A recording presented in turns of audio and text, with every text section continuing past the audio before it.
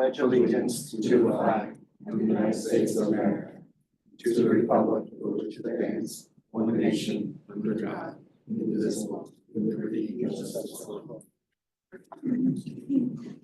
Karen, to call to order. Yes.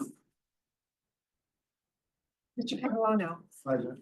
Ms. Fleischman, Mr. Greenbaum, Here. Mr. Leggett, Yes. Mr. Maybe, Here. Mr. Ross, Mr. Manos, Here. Mr. Stan, Here. Mr. Tinoco, Here. Ms. Wright, and Chair White. Present. You have the floor, sir. Thank you. Couple of things. First thing, I'd like to welcome Thomas Manos. You want to introduce yourself, Thomas? Where you're from? Board member? Yes, my name is Thomas Manos, Fort Lauderdale resident, one of the partners of Edge Construction. We're a commercial and institutional general contractor, work in Tri-County, South Florida area. And we have acquired an office building on 13th Street about 3 years ago. We've been in there for about 2 years after we completed our build out. Thank you. Nice to meet Welcome. everyone. And we have two items that I'd like, first, yeah, we have, actually, I'd like the board to vote, make a motion to allow alternate rights for virtual participation. It's been approved and is allowed, but I need a motion to approve or participate. Make a motion. Second. A second, motion. Any discussion on it? All in favor? Aye. Opposed? Abstained? Motion carries. The second issue is I need to ask the board to consider adjustment to the agenda. The first two items I'd like to adjust is that we would move up Lynn Marcos, the Chief Procurement Officer, this is the Finance Director, to the top. And also Vanessa Martin with talking about our rollover funds, so that they'll be the first two things we discussed tonight. So that they can get on and move forward. Do we have a motion to adjust the agenda? Make a motion. A second? Where are they on? They're under old business update, page 6. Okay. Yeah, there were sorry, there were things we had brought up before and asked for. You had asked them to bring back clarifications on. One of them was yours, the other one was for us federal funds that we'll bring back to us in January or February. So that's some old business. So do we have a motion, a second? I'm second that. All in favor? Aye. Opposed? Abstained? Motion carries. All right, with that said, let's start with Carlin. I'm sorry, Glenn.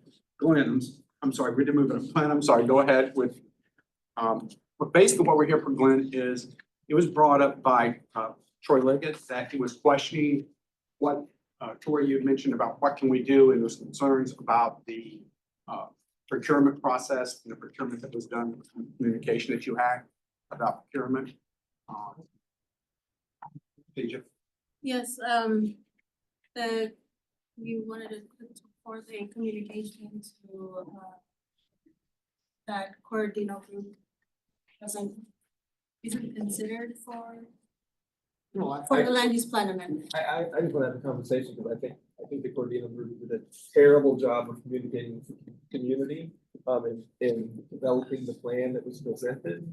It didn't really incorporate any of the neighborhood concerns that we've heard over the many years. And so I think they would be a poor choice. I think we need to get that on the record, and that they would be a poor choice to continue with the land use. I mean, I don't care about the procurement process. I just want to make that. So as far as part of the actual procurement process, obviously we have in this case, it's an RFQ, a request for qualification, in which we work with the end user department or agency to develop the scope. And in doing so, once the scope is developed, we are able to then put that into our template driven RFQ solicitation document. And in doing so, obviously, we solicit to those who are registered with the city. Those are being, registered suppliers. And then once the registered suppliers are notified, they're able to go ahead and compete and submit based upon the RFQ documents. And obviously, they would have to follow the requirements of the RFQ process. Once that's done, if procurement deems the responses responsive and responsible, then we will gather an evaluation committee. And though the actual committee can consist of it's primarily consists of internal members, committee members from the city. Once in a while, we do have external members participate. It is up to the EC or evaluation committee to review those proposals, and then based upon a criteria that's weighted, they rank the actual solicitation. Now, the criteria can be qualifications, being a criteria, experience, perhaps the methodology and approach being another criteria, pricing could be another criteria. Usually it's between 20% and 30% of the overall 100% scoring. So once that's done, let's say, for example, if we get more than three responses, we tend to have the EC review those responses. Let's say for just, theoretically speaking, for conversational purposes here, it could very well be that, we do get 7 responses, and then the committee would have to shortlist from the 7 to perhaps maybe 3 or 4. And then not only have discussion with them, but also perhaps having a presentation. Based upon the discussion and presentation, they do another scoring, then you have the rankings occur there. Obviously, any questions that pertains to those that respond, those Q&A happens within those 2 public meetings if it gets to those 2 public meetings. It could very well be that if we only receive, let's say, for example, 3 responses, we might just have a combination meeting and just have one meeting and have both the discussion and presentation take place there. And so the discussion and any concerns that might come up pertaining to one or any other bidders, maybe it's 1 or 2 proposers, the committee has enough information, procurement has enough information based upon references to determine whether or not they're a responsible firm. So responsible and responsiveness does have definitions. And so when we look at moving anything forward for the EC to consider, that being the evaluation committee, it's based upon whether or not you're responsive. Responsiveness is basically that they meet all the material aspects that's being asked of the solicitation documents. If they provide us exactly what we've instructed them to provide, pursuant to the solicitation document, they will be deemed responsive. If they are a responsible firm, that means that they have the integrity, the experience, the references, the financial capabilities to perform the job. Obviously, past history and experience is part of that. If, let's say, for example, as part of the reference checking, which is part of the due diligence that's performed by procurement, if it turns out that they have a stellar record, then they will be deemed responsible. So again, only the responsive and responsible firms will be submitted to the EC so they can go ahead and consider. Now, anything that might be a concern of the CRA, obviously you can have your concerns, but as far as communicating that or having any contact with the firm while they're going through a competitive process is strictly discouraged. That is something that the EC should be looking into. Obviously, they make a recommendation to the city commission, and then the city commission will decide whether or not they concur or not with the evaluation committee recommendation. So that's pretty much the process. So are you saying a committee should not be making those type of recommendations because of possible issues? Yes, that's not within the purview of this board. Right. It's within the purview of the evaluation committee. And then based upon the recommendation as policymakers, then the commission should be the only one that gets into those discussions as well. Obviously, when the EC gets into those discussions, a lot of that robust conversation should be happening there. And so it should be reflected in their scoring. And then once they make the recommendation to the city commission, then the city commission will consider. the evaluation committee's recommendations, and then only that, that discussion should be happening up in the dais amongst the commissioners. You said that the ECU meetings were public meetings? Yes, they are. Where are they posted? And can like neighborhood people attend? You know, if I have 50 people who don't want the Corradino group to be considered because of their past history in the last contract, can they show up to these meetings and the 50 people provide their input? So the answer is yes, but there is a caveat to that. They can attend, but public participation, it's a public meeting, it's not a public hearing. So in the public, a meeting, they're there to observe because of the fact that we want to make the process as transparent as possible. But as far as having any conversation and any input into the committee's decision, the answer is absolutely not. Okay, so the public, just so I understand, the public's participation, you know, if I want to get, if they make the cut and they go to the commission and we have 100 people showing up opposed to them and ask the commission not to approve the contract, the commission can do that, right? So now you're asking, I think, another question, which is, can you voice your opinion, I believe, when it gets to the commission? Is that your ask?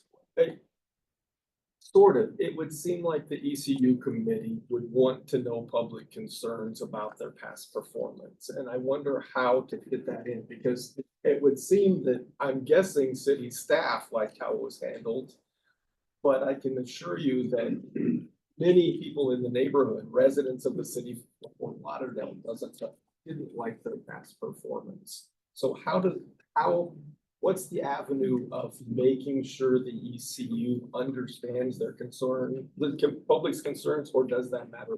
So the evaluation committee, obviously, they're entertaining what's in front of them pursuant to the proposal submitted, and the information that's before them. Those discussions happens amongst the committee members, just like we're seeing now. You do have members of the public who can attend. But I must say that there's certain parts of the meetings that's open to the public, and then there's certain parts of the meeting that's closed to the public. Because of the fact that the state legislature wanted fairness in the whole entire process, they have made the middle portion of the meeting not public. That middle portion is that when each firm is asked to present and have discussion with the evaluation committee, that happens in closed doors. Because of the fact that if you allow members of the public to attend, that would also include their competitors, and their competitors can adjust their presentations and make it stronger based upon what they're hearing as far as the Q&A between the evaluation committee members and that proposer. So if there is a situation where you're looking at perhaps maybe having input, that input could probably take place when the commission is entertaining the recommendation from city staff. Members of the public are not prevented from not speaking, so they're more than welcome to speak on whichever items is before the city commission, and perhaps maybe then members of the public can voice their concerns. But as far as trying to bring that concern to the evaluation committee, obviously, the answer would be absolutely not, because we want to protect the integrity, and that we believe that we have enough information on each and every proposer so they can make a well-informed decision. Glenn? So, yes. Yeah, if I could interject real quickly. So, what I hear Troy's concern is that they weren't happy with the public engagement in the last go round. From a staff perspective, they looked at the contract and they said, well, they did what was in the contract. I think we do have an opportunity through this board to weigh in on what you would like participation to look like. I think what Glenn's articulating is that, the competitive process of government contracting needs to be done in a fair and open way. And there's a lot of rules around that. So having public bodies involved in that is problematic for a few reasons.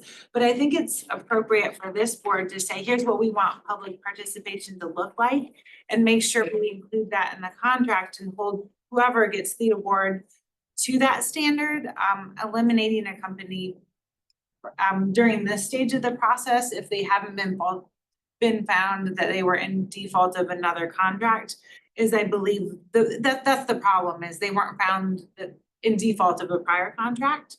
So it's on staff and, you know, whoever wants input to make sure that we're drafting a contract that tells them exactly what we want for participation, and then we'll hold them to those standards. And Laura, can I just, Absolutely. so I think yeah. you're making a very good point, and I don't wanna lose sight about the fact that when I speak about responsibility, we do look into past engagement with the city. So let's say, for example, if a firm, as part of references and performance, if they have engaged with the city before, They have. and they've, you know, they have a contract with the city, that's something that if, let's say, for example, the using agency has had some performance issues, we will consider that as part of responsibility. So if we are informed that, let's say, for example, performance issues in the past by a firm, then that would be something that we would conduct due diligence and make sure that if there's performance issues, that might be the cause for the procurement services division to deem that firm non-responsible and not allow for that firm to be considered by the evaluation committee. To your point, Laura, if I can, to your point, is there an opportunity for this board to talk about, do you want the Cordino group to go to every neighborhood association, the central? Well, I don't think you Alliance, can say the or- group because we haven't chosen a Or group, but I whoever- think I'm whoever sorry. you hire Whoever we to hire. do these things, yeah. Right, that's the input that would be Because they, appropriate. I mean, Yeah. to be blunt, I think I put in my email to Laura. Right. We invited the Cordino group to come to our neighborhood association meeting to talk about the last plan. And they came and they were like completely unprepared and babbling, just not to include it in this, like completely unprepared. We're like, when you get your act together, can you come back? And they never did. And then the proposal came out. So if there's a way we could have that conversation about what we want for them, that'd be great. If I may say, I'm gonna go back to what happened at Middle River the other night, South Middle River, that's a good example that there was input about, you know, what's happening from the group that we discussed, and they talked about every other neighborhood but South Middle River. So, you know, and then they said, if you want a discussion of this, you can come here. And the same thing was happening with Andrews Avenue. 80% of Andrews is South Middle River. And until South Middle River found out, you gotta go to Wilton Manors.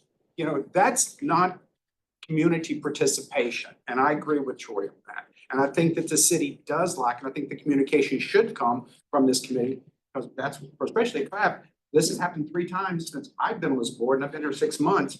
There needs to be better community participation for whoever procures these contracts, because we've had it happen to us recently twice. Now, yesterday, the 3rd time. There's not community participation properly being put into this that I feel, after I'm speaking from the community side, which is what we're here for. Tori's right, not to call out a group, but there's not been proper community participation. So to kind of put that into perspective, you see, this is great information, right? This is great information where you're now going back and forth as far as your expectation. Those expectations are being conveyed here, and usually what happens is that staff should be collecting your concerns and what is your desire as far as the services that should be rendered. And those expectations should be embedded into the scope of work of the solicitation. So you're asking whether or not, you know, something can be done. I would say, yes, it can be done so long as the solicitation called for it. If the solicitation called for, let's say, for example, public outreach, whatever that solicitation allows for, that's what they're gonna be able to go ahead and do. If you're asking above and beyond what the solicitation requires, then obviously they're gonna come back to you all and say, I did not include that in my pricing. And so as far as, you know, the number of public outreach, maybe meetings, and perhaps who is expected to attend those meetings and exactly for how long, those things needs to be part of the scope of work, or else they're not gonna be able to go ahead and know. So, and if some do know and others do not, then what we have is a mixed bag of responses that does not serve the evaluation committee well, because they're now looking at different responses And then obviously the expectations, some of them might meet your needs and some of them might not. Has the solicitation gone out? No. Yes. Okay. Yeah, can you go ahead and comment now? So I just want to remind this board and some of you that've been here a couple months ago, we provided the land use plan amendment scope. So if some comment, there was a member that commented here that it's overkill for community outreach. And the reason why we included that many numbers is because of the different expectations with the coordinator. I do want to point out that the coordinator group were hired to take the proposal that was created by the last consultant and take it through the approval process. That means double checking their work, taking it to the CRAB, to the Planning and Zoning Board, to the City Commission. There wasn't any expectation that we were redoing that project. So yes, the project evolved, the proposal evolved as we rediscussed all the elements of the proposal. But we never had it in the scope that they were expected to do community outreach and presentations in the community. We did that with the different communities because there was a need to let them know what's going on at the CRAB. And at the time that we came to Middle River Terrace, we don't provide new information.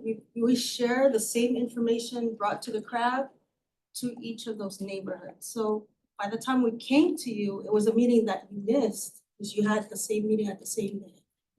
We got the notice of the meeting the week before, we already had a big meeting and nobody Right, checked with us. But you're on the Oh, wait, CRAB, as you know, No, our no, meetings this is are. before I was on the CRAB, yeah. Right, our meetings are set every month on a certain date, and so the same presentation we made at that meeting, we brought it to your meeting. And there was, I understand you It were, wasn't, I can revisit it, but that's not worth going over now. Let me Never get finish. stuck on this. let me It's not finish. like, this is public procurement process, Right. Right. There's protocol to it. Yes.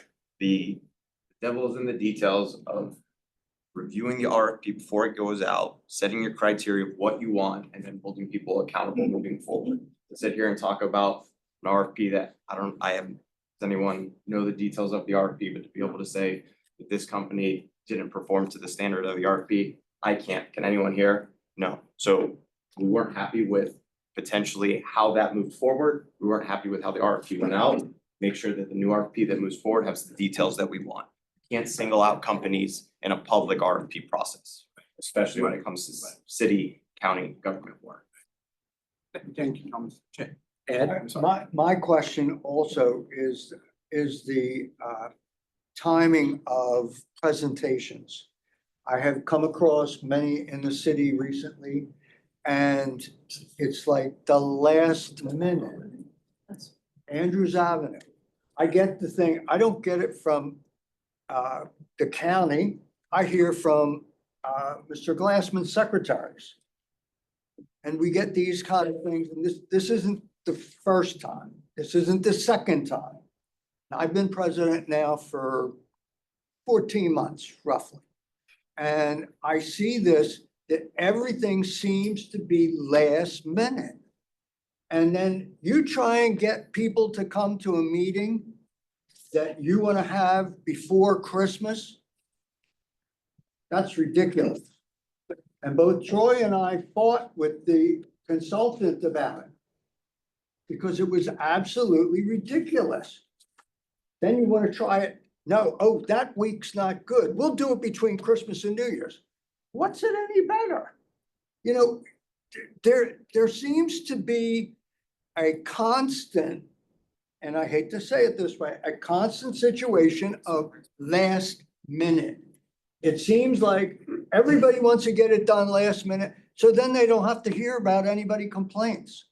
And that's the biggest problem that I see.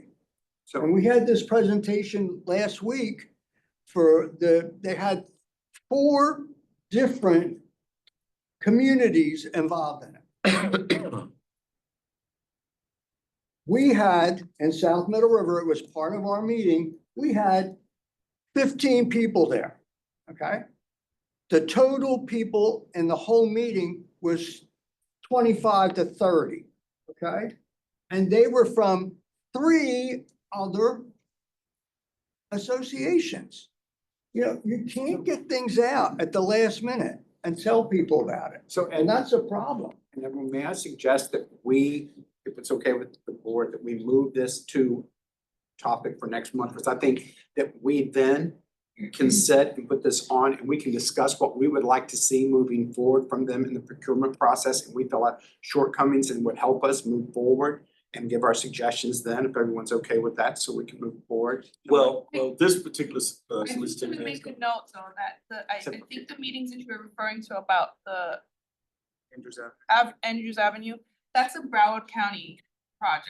It's not city, so it But wasn't. that's not the only one I was talking Yeah. about. I was talking about the But I just want to wastewater clarify that, you know, in terms of public participation and notice and things like that, that's nothing that on our end that we were able to control or even let you guys. So I think it's like as soon as we found out at city in terms of this, the elected officials office informing you all, it's based on that. Unfortunately, it's just And out of our control at that point.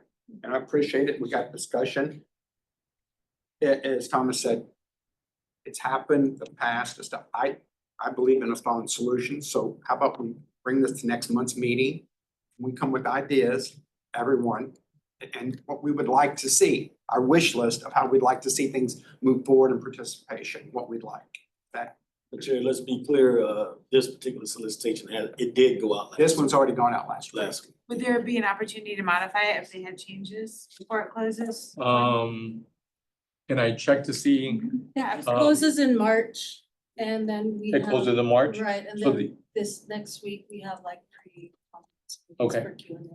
So the answer is absolutely yes. So, But- There's an addendum. But, hold on, see, but, I think we've addressed the concern that Troy had in that particular, there's no need to make any, comments or amendments to this particular, because we've addressed it, and like Stephen said, it's almost overkill with public participation. so you're believing that the scope of work already addresses the issue? It's already, yeah. Okay, Can we okay. email it out just to double check and then? Yeah, I would suggest mailing it out. Yeah, A copy of the. Of the RFP with the. Yeah. Criteria. yeah, Justin. Actually, I withdraw my question. Okay. I think it's answer saying that there was overkill Yeah. Okay. in the amount of public meetings, but you know, moving forward, a land use plan amendment, doesn't the city require a certain number of public meetings? Is that's already identified, It's and now we're already- going above Above and beyond. what's required by the city. Yep. And that's in the RFP. It's additional, right? Okay. All right, everyone okay? Nice, want to make, Just one last comment, all right, and that is that the solicitation, I'm trying to check to see, but it should be posted on our website. So that's something that you're more than welcome to try to gain access and see how it reads. Make sure you guys. All right? Yeah, and if you need the link, I can send the link to you, Clarence, and then Okay. you can provide it to all the board members. Yeah, CJ just send it around. Via Okay. email. All right? thank you. Thank you. Any other questions for anyone? One quick question, so just so I know, if the Corodiana group is chosen to win the contract, our place to show up and protest is in the situation, right? Yes, and I would say not protest because mean, that has a different connotation, but, Testify. you know, just address your concerns. Yeah. We will. All right. Thank you. All right, thank you much. Thank you so much. All right, thank you so much. Thanks, Glenn. Have a good night. Vanessa. How are you? On a lighter note, We have money, but. yes, you have about $1.9 million remaining from fiscal year 24. We were premature in coming up with this assessment. I spoke with Franz later in the week, and we wanted to kind of reconfigure this to put about 700,000 in your incentive. And we wanted, this would then increase to like 1.1 and keep 100,000 in operation. Just wanting to, get clarification from you all, your recommendation before I actually do the budget amendment. So the streetscape, you said reduces to. It will be 1.1 1.1. and the PBIP will be about 700,000, right? Yes. And the reason being is that, we have, two requests for funds, and those requests for funds will deplete what's there, up to about, $400,000 to $500,000. then we would still have some money if there was an additional third request. So we didn't want to be pleaded where there was no more money after the two that we have. And if there was to be another after these two, if you choose to provide funding for And just at to, least one other project, you already voted for. and just to give you a quick snapshot, remember we allocated $611,000 in your incentive budget for 25. Yes. If we go ahead with the call to Africa, that is scheduled for February 18th, that you guys recommended some time back, that would decrease your incentive balance to about $198,000. So adding the 700,000 to that would kind of help, explain what Karen's just mentioned. So if you're okay with that, okay. What's that $100,000 for operation? I think CJ can speak on that. I think it's for trees or something like that, something of that nature. Yeah, we have, trees for the median, we talked about it, and Yeah. 18,000. we were waiting for the rollover so we can pay for that.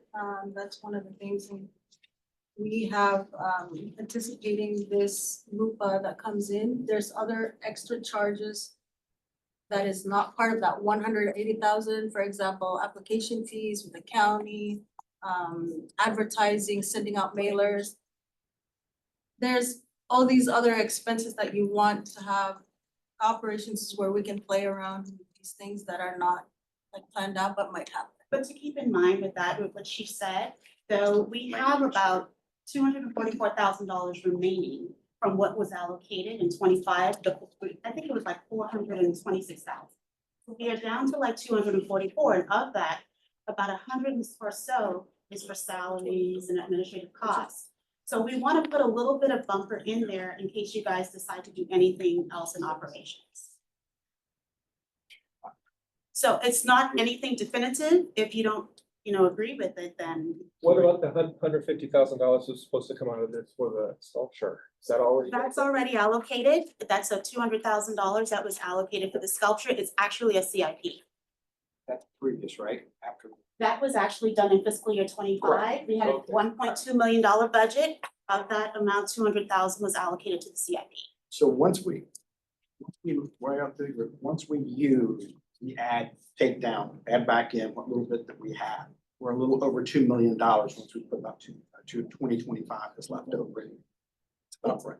Depending on where we're Yeah, looking. somewhere a little around over 2 million. Yes, depending on where we're looking. So if we're looking in our incentive budget and if we're looking in our CIP, because remember, we have 1.3 million Right. that we allocated from last fiscal Right. year. We also have our CIP, what we just mentioned that, and we have our incentive dollars. We have, let's see here, 1.57 million, and that is from rollovers from fiscal year 23 and fiscal year 24. So we're looking at a close to almost like 4.5 million total. Oh. That's this. I wish I had time to kind of give you a screenshot. I wasn't sure what I That's was fine. presenting today. You could actually get this put together so that we can see what she just said, the entire amount from all the years. I would appreciate it. So we have a rollover and say, this is it. I like to see everything that we have, the board that we have that's in there. If it's 4 million, that's. But keep in mind, this is just 2025. We understand, but we haven't ever seen, I don't think, Tori was here before us, I don't think we've seen the entire big picture. I know since I've been here, and I'd like to see. At the last budget, trust me, Laura did a great job of showing this, whole big pictures. That could just be updated. Okay, Yeah, same. We use it for same Same format. thing. Troy.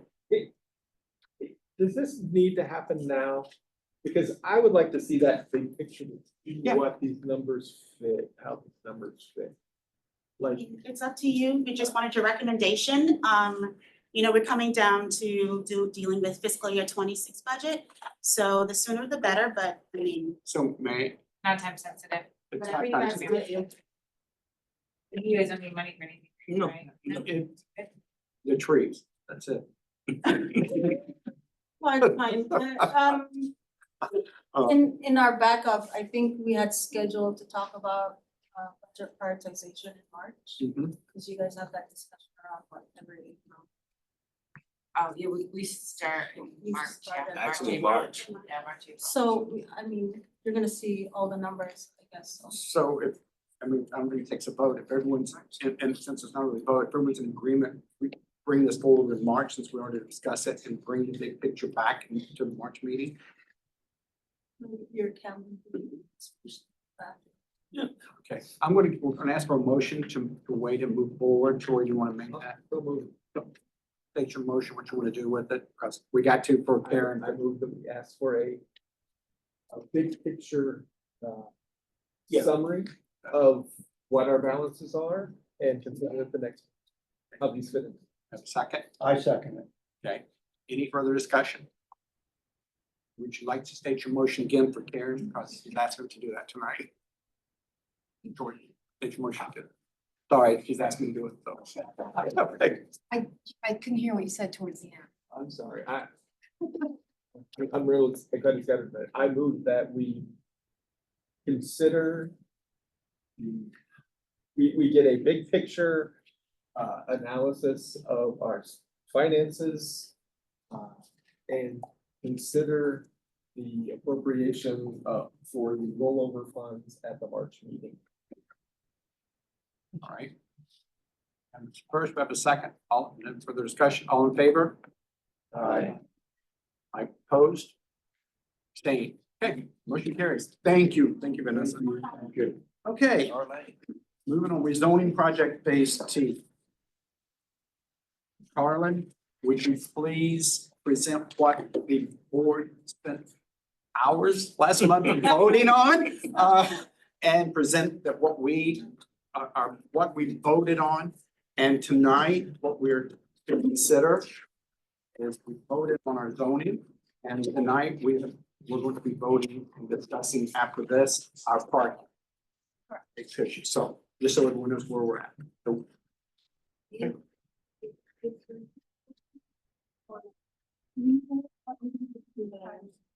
I just share this information. How do I share this?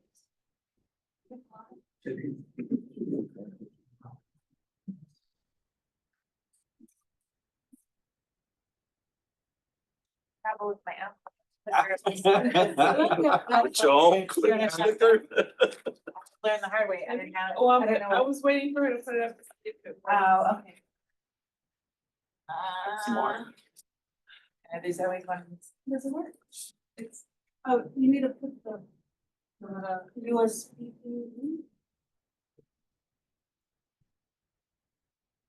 Andres? You want my clicker? Mm. I can get a mouse pad, I mean, keypad. Or someone can do it for me, I don't. But want to use the keyboard?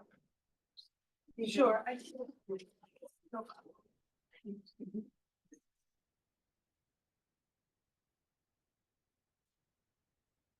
Okay, great.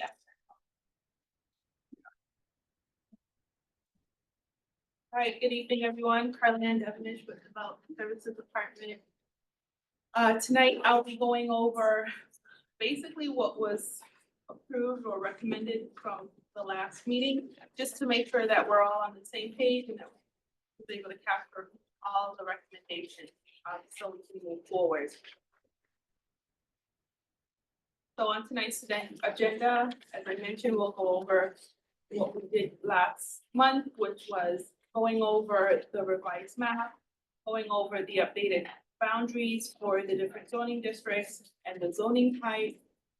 Quickly just reviewing the dimensional requirements.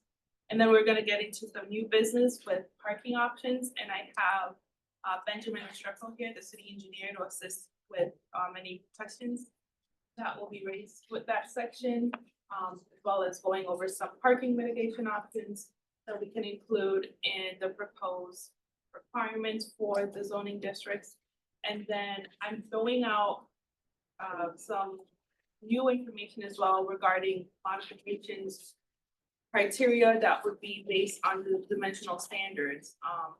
And we don't have to get into that too much this month, but I just wanted to at least share that information so that you all can digest that information, and if we have to just bring it up at a later date. So as it was clarified last month. I just wanted to show that we did originally show that the revised map shows that the CMU zoning district was moved up to 11th Street, going all the way out to the FEC track. So that was originally what it was. And then by the end of that meeting, we had a motion that was basically put on for the CMU zoning district to stretch it further north, just shy of 13th Street, and going just along the track, but not all the way to the end of the boundary to the CMU zoning district. So I just wanted to make sure that is what everyone recalls, and if the map is reflecting exactly what was voted on. Yeah. Perfect. I do want to bring up, though, what I did notice from that recommendations is that some properties will have split zoning. So the existing zoning districts that we have right now are split zone for those properties right now, and I think that's why it was easy to kind of go across that line. But I do want to make sure that, you know, it's very challenging when you have a property that has two different zoning districts, different requirements. And a part of the rezoning effort was to ensure that we have the opportunity for everyone to have redevelopment to occur seamlessly. So I just wanted to bring up that this will pose as a challenge for these property owners, but you guys can do as you may. I just wanted to point that out. So the next motion that we wanted to make sure that everyone calls is that the CMU zoning district height was increased from 55 feet to 80 feet, and that there are no opportunities to increase that height. So that's the limitation, is that it will be limited, restricted to 80 feet. And then the final motion regarding the rezoning effort based on the dimensional requirements table and the different standards. So the height, lot size, things of that nature were all discussed. I do want to point out that staff originally recommended for the CMU zoning district to have a building street wall length of 300 feet. I think that was a mishap on my end. I think I should have had it at 150 feet to go along with the rest of the zoning districts. So I just did a scratch out. I think we kind of all discussed for it to all be the same, but I just wanted to show that it was at 300, but I believe that we all wanted it to all be at 150. That scratch out, but it's just for me to say, hey, I noticed that error. And so everything else is the same, and that motion was passed. So if everyone is also in agreement that that is the reflection, perfect. Then now we can move on to parking. So the new business is parking. I know there's been some discussions about parking basically over the year. First, I'll go over what is existing in the Unified Land Development Regulation for the area right now. The first thing is that if you do have on-street parking that is abutting your property and you would like to redevelop that property, you are able to count that on-street parking as part of your parking requirement. So that is what we would, I guess I would call a good incentive for that area. Another requirement or allowance is that for residential that is affordable housing, instead of parking at the standard parking, which is typically based on the amount of bedrooms being proposed, it is parked at one parking space per dwelling unit. And that's for any affordable house throughout the city. So it does apply to Central City as well. And then the last sort of incentive, I guess we'll call it, for that area is that a parking reduction can be processed as a site plan level 1 review. That's administrative, so it does not need to go to planning and zoning board for approval. So that's already established. We don't have to do anything for that. What staff has reviewed and could stand by is the next few bullets, which is to exempt the parking requirement for the first 2,500 square feet for any property. So that would be for legal non-conforming, legal conforming, or new construction. I know we mentioned not requiring that 60% for anything, but I think what staff thinks would be a good recommendation is to be able to have that 60% to be for legal non-conforming uses. So for uses that are already, buildings that are already existing, but again, possibly have some issues with meeting all the existing code requirements, being able to provide that 60% standard parking as opposed to meeting the full standard parking would only be applicable to those legal non-conforming uses. And then the residential parking being parked at 1.50 per dwelling. In terms of parking mitigation options, this is a big one, for you guys to follow. These are regulations that are actually being proposed for another part of the city, but we also thought that this could be appropriate or could be at least considered for this area. So if you all want to just follow along with me. The one is that if the number of parking spaces for residential uses and mixed use developments may be reduced and shall demonstrate compliance with the following criteria. So all the adequacy requirements that's existing in the code.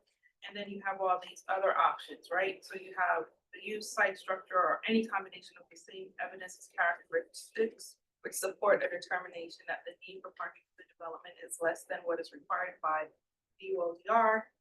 You can have an increase of 25% if bicycle parking is provided. You can have restrictions will be placed on the property, or actions will be taken, such as providing company vans for carpooling or employees and patrons. So ride sharing, right? Basically. And then you can also consider doing 3 of any of the following that's listed below. So again, having a payment in lieu of providing the parking stall is one option. Bicycle parking again is another.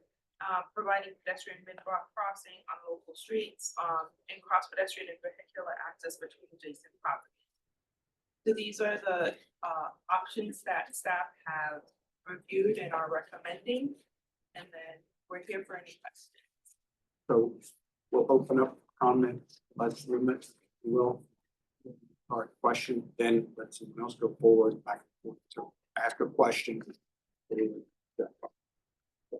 Question on the non-conforming illegal uses and recently. Can you give me an example of a non-conforming uses that could be residential, commercial, and what type of properties are that really, are we hearing that towards the warehouses that don't have enough parking, or is it triplexes that are non-conforming anymore that's going to reduce the parking requirement for that? So typically with a 60% reduction for commercial uses, so non-residential uses, right? Yeah, so good evening, everyone. I'm Benjamin Strucco, city engineer for City of Fort Lauderdale. So all these exemptions that Carlene mentioned, those are for non-residential uses. So anything that's like warehousing, commercial, retail, restaurants, bars, things like that. So we apply a 25%, not 25%, to the 2,500 square foot exemption for the first 2,500 square feet of your proposed use. And anything that's an existing building right now, we would provide another 40% reduction to the parking requirements.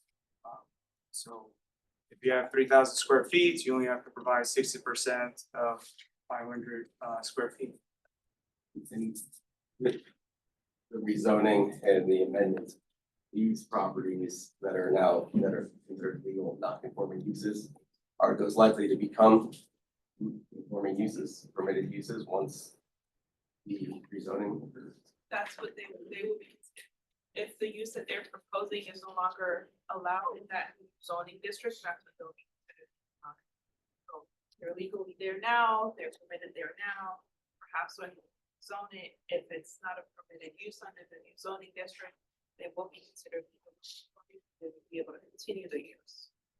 Now, if another use would like to come in, then if it's a new, new use that would like to come in that is conforming to the zoning district, for the zoning district also still be able to get that 2,500.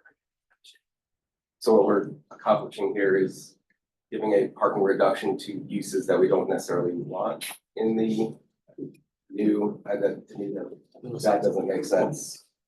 This is, I'm Okay, going no, about, yeah, that's- right, That's yeah. why, I mean, Yeah. looking at that, for me, that should not be in seating as far as parking.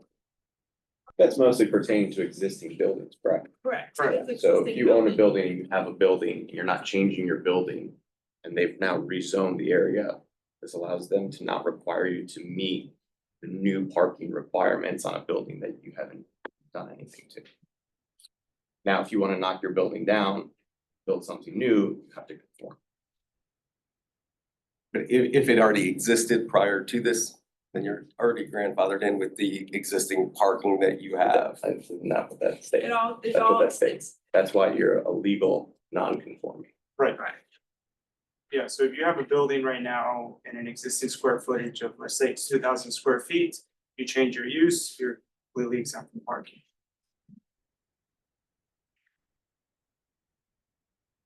Say that again. If you have an existing building that's 2,000 square feet and you change your use from warehouse to restaurant, you're exempt from parking requirements. Why? Because we're gonna give you the first 2,500 square feet exempt from parking. Okay. I have a concern with that. So I have a warehouse. It's less parking than a restaurant. I'm gonna turn that warehouse into a restaurant. I'm gonna be exempt and I'll be having more parking. That's gonna take up more people coming in that parking. It just seems like it's not a good idea that we're now allowing 5 warehouses on 13th Street. I'm gonna use that maybe you have 20 spots. And now you can put a restaurant in there, but you're exempt. They may have 100 cars during the time. Well, To the me, that space just is- doesn't make sense. The space is really small, so the demand would never be 100. Yeah, but you understand what I'm saying? It's gonna be more than a warehouse that's got 5 or 6 people. I'm thinking. Yeah, so the entire Oh, warehouse wouldn't be exempt from parking, right? So the warehouse Right. is greater than 2,500 square feet, the entire warehouse could be 10,000 square feet. The entire warehouse is not exempt from parking, only the first 2,500. That's still gonna put more people there and versus the current use of a warehouse. I mean, that's just me being a devil's advocate thinking of another business besides something simple like a warehouse. Yeah, I mean, the luxury or the great thing about this area of the city of Fort Lauderdale is that it's one of the most highly connected parts of our city. We have a pretty good bicycle and sidewalk connection network here. Hopefully, we'll be able to extend it to 15th Avenue, so you have direct access to Victoria Park as well. This is actually one of the best locations to have parking exemptions, other than Flagler Village and our downtown. So I believe this is a great recommendation for this area. Troy? I'm someone who lives there, been dealing with this, and Tom and anybody else can reflect. That there is no parking on side streets. All the side streets are very narrow. There's no parking. The only public parking are the few spots along 13th. And I keep hearing over and over, Valerie had the coffee shop. Oh, it's a great place. She closed because there wasn't parking. Because there's no place for people to park. And I love the concept of incentivizing development by saying, oh, the first 2,500 places, you don't have to have any parking, but where are they gonna park? I'm not catching the logic, because right now there's so much traffic that's on 13th Street, it doesn't need to attract more people, but people can't park there. I mean, there's no place for people to park. I'll also bring up the art museum. I mean, he couldn't get these reductions and couldn't have enough space, and so he went away because he couldn't get his liquor license and have enough parking, so I know it's a problem. But where are they supposed to park? Yeah, I mean, there's parking in the public right of way, there's parking on a few sites. What we're really trying to do is get that mode shift, right? We have this amazing transportation network in this neighborhood. The idea is to get people out of their cars and come in by bicycle, walking, scooter, or any other alternative mode. And obviously, Troy, that doesn't work now because there's no density True. in the area. When the density is there, if you look at Flagler Village, the restaurants are packed. They don't have parking, but the restaurants are packed. People can walk, people get dropped off, people take their bikes. So we will be there once the development happens, where Right. those businesses will be successful from Right. other modes of With these transportation. reductions can't- included in we- Flagler. When we're looking at these provisions, we're looking at not what the existing conditions are, but what we're looking at for that zoning district, for that mixed use development, right? The mixed use development that will promote folks to be able to step out of their cars and be able to walk down and go to these local shops without having to go into the park. Corey just asked. That question. Were these reductions included in Flagler? Half of Flagler, In the half? southern half. Southern. But not the northern half. But they do have a reduction in their residential parking requirements. And as someone who goes to Flagler because that's where I walk the dog, because people walk the dog, for instance, there, and I've said this before, I never have a problem finding a parking space.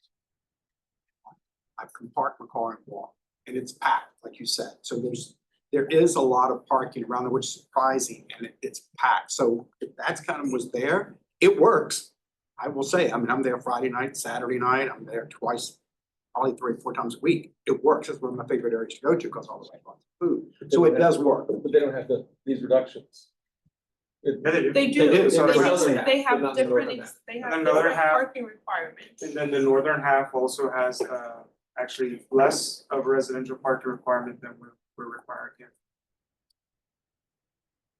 Yeah, we I have definitely a putting question. it based on the area. As to where the 2,500 comes from. Is this an arbitrary figure or is it based on something specific? It's based on the average size of a use to be successful, right? If you have a restaurant or if you have a bakery, And how many cars is it? it depends on the use. Right. No, I'm talking about the 2,500 square feet. Yeah, it depends on the use. No, you're still not getting what I'm talking about. I'm saying if you have a 2,500 square foot piece of ground with nothing on it, how many cars fit on it? It depends on the configuration, it depends on elevations, it depends on the access to the road. But there's gotta be some number. I can't give you that number. Right.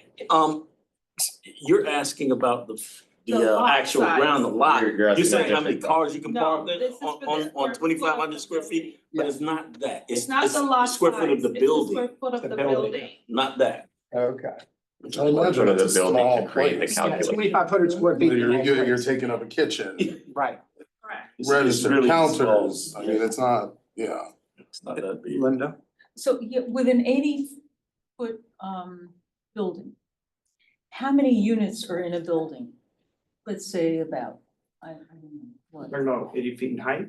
Yeah, because we're looking at that. depends too. It That depends, depends. it depends on the Right. square It's footage of square the Of footage the, unit. of the unit. What would be the average that The these minimum- developers are looking at? So the minimum unit size has to be at least 400 square feet, but some unit size could, range from 2,000 to 3,000 square feet, depending on how many bedrooms are being Yeah, proposed. if you So got you large can- bedrooms. Yeah, Well, it's just, Then- okay, so then as far as affordable housing, is that available for the 80-foot building? yes, it is. It's It available is. now. So about how many units in that? So It's- let's depends say on you get size. 40 units. 40 in a- units. I'm just throwing out a number, I'm not saying that. Okay, it's an arbitrary thing, I Right, won't hold you to then it. you'll be required to provide 40 parking spaces. Right, so I'm just trying to create a picture of what it would be like to have, because you're allowing one parking space Per per dwelling unit. dwelling. Mhm. So figure the arbitrary amount, 40, so there'll be 40 spaces for an 80-foot building on 13th Street? And what would that look like? It depends on the lot size, right? The lot That's size. an oversimplification of Not a large lot. That's an But, I oversimplification. mean, you're talking going Yeah, vertical and yeah, integrating a yeah. parking garage. Yeah, Right. oh, so integrate within the Yeah, 80 yeah. building, Yeah. will be a parking Yeah, garage. it That's Yeah, what I this was isn't like flat lot thinking parking. about that. Yeah. Right. Yeah, if you look at, Okay. if you go down, and I'll say this because I walk down, if you go down into Flagler and those units, almost everyone I can think about has a parking garage or parking structure of some sort in those I see. apartment Okay. buildings. I was just Everyone even wondering. that's coming up down here that we're seeing the new ones, Sure, they do. So it's going to be within within that that structure. structure. Right. So will that be like a parking space for each unit, Yes. Correct. not just affordable? Well, if it's all affordable, then it is for each. Parking. So Yeah, if I may, It's a percent of it. we have two parking requirements. One is existing right now strictly for affordable housing. And the other one is what we're proposing. Right now for affordable housing, we have one parking space requirement per dwelling unit. Right now, if you're not doing affordable housing, it depends on what you're proposing. If you're proposing a 1-bedroom, we require 1.75 parking spaces per dwelling unit. If you were proposing a 2-bedroom, we require 2.1 per dwelling unit. If you're proposing a 3-bedroom, we require 2.2 parking spaces per dwelling unit. So what we're proposing right now is to bring all that down to 1.5 parking spaces per dwelling unit, no matter if it's 1, 2, or 3 bedrooms. So also consider too, part of the 2,500 square foot reduction, correct me if I'm wrong, is when you're doing mixed use. Commercial. That encourages bringing in retail and Sure, on the commercial. first floor. Because otherwise, So you a need- developer does not want to do commercial and retail if they have to go parking requirements per code. So that's why it gives a break to help encourage that, because otherwise they wouldn't want to put it there. Because it's harder to, because they'd have to get even more parking. The gentleman street is absolutely activation, just- correct. So Yeah. these are, to me, some kind of pro-development type things. And if you make development harder, you're gonna limit development. Well, it's not just pro-development. We're also trying to create amenities for this area. We do have a traffic issue in the city of Fort Lauderdale. We're trying to reduce congestion. So once we start building this village, we get the mid-rise apartments coming into here. We want to make sure that we're not over parking the area. And we want to make sure that we have amenities for people living there, that they don't get in their cars, that they can just walk down and go there, whether that's a convenience store, coffee shop, yoga, Pilates, whatever it is. So they don't have to go to Flagler Village. They don't have to go to Galleria Mall. They don't have to go downtown to get to these amenities. And if I can make a point important, what you just said, we talk about all the traffic between 13th and 4th Avenue. Why do we have that traffic? Except for a few shops on 13th, we have nowhere to go. We have to get in our car and drive to eat. We have to drive to go get to the grocery store.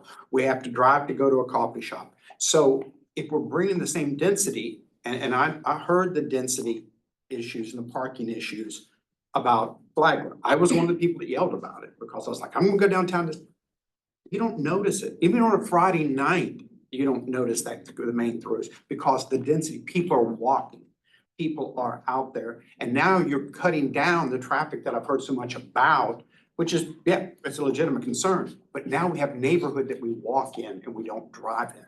It's a big difference. And we also have to keep in mind, we are reducing the height, so the existing height now is at 150 feet. Not saying that all development would be able to go to 150 feet, but the point is, you have vertically enough space where if you needed to meet all the parking requirements that you have to do based on the standard parking, you're able to fit it in there. Well, now the height is being reduced. You can't require the same parking standards and not have the space to put it, right? So we have to, it's really a compromise when you're looking at development. If you're reducing the height, you also have to consider that you need to reduce the amount of parking that needs to be done because you need to be able to put it somewhere.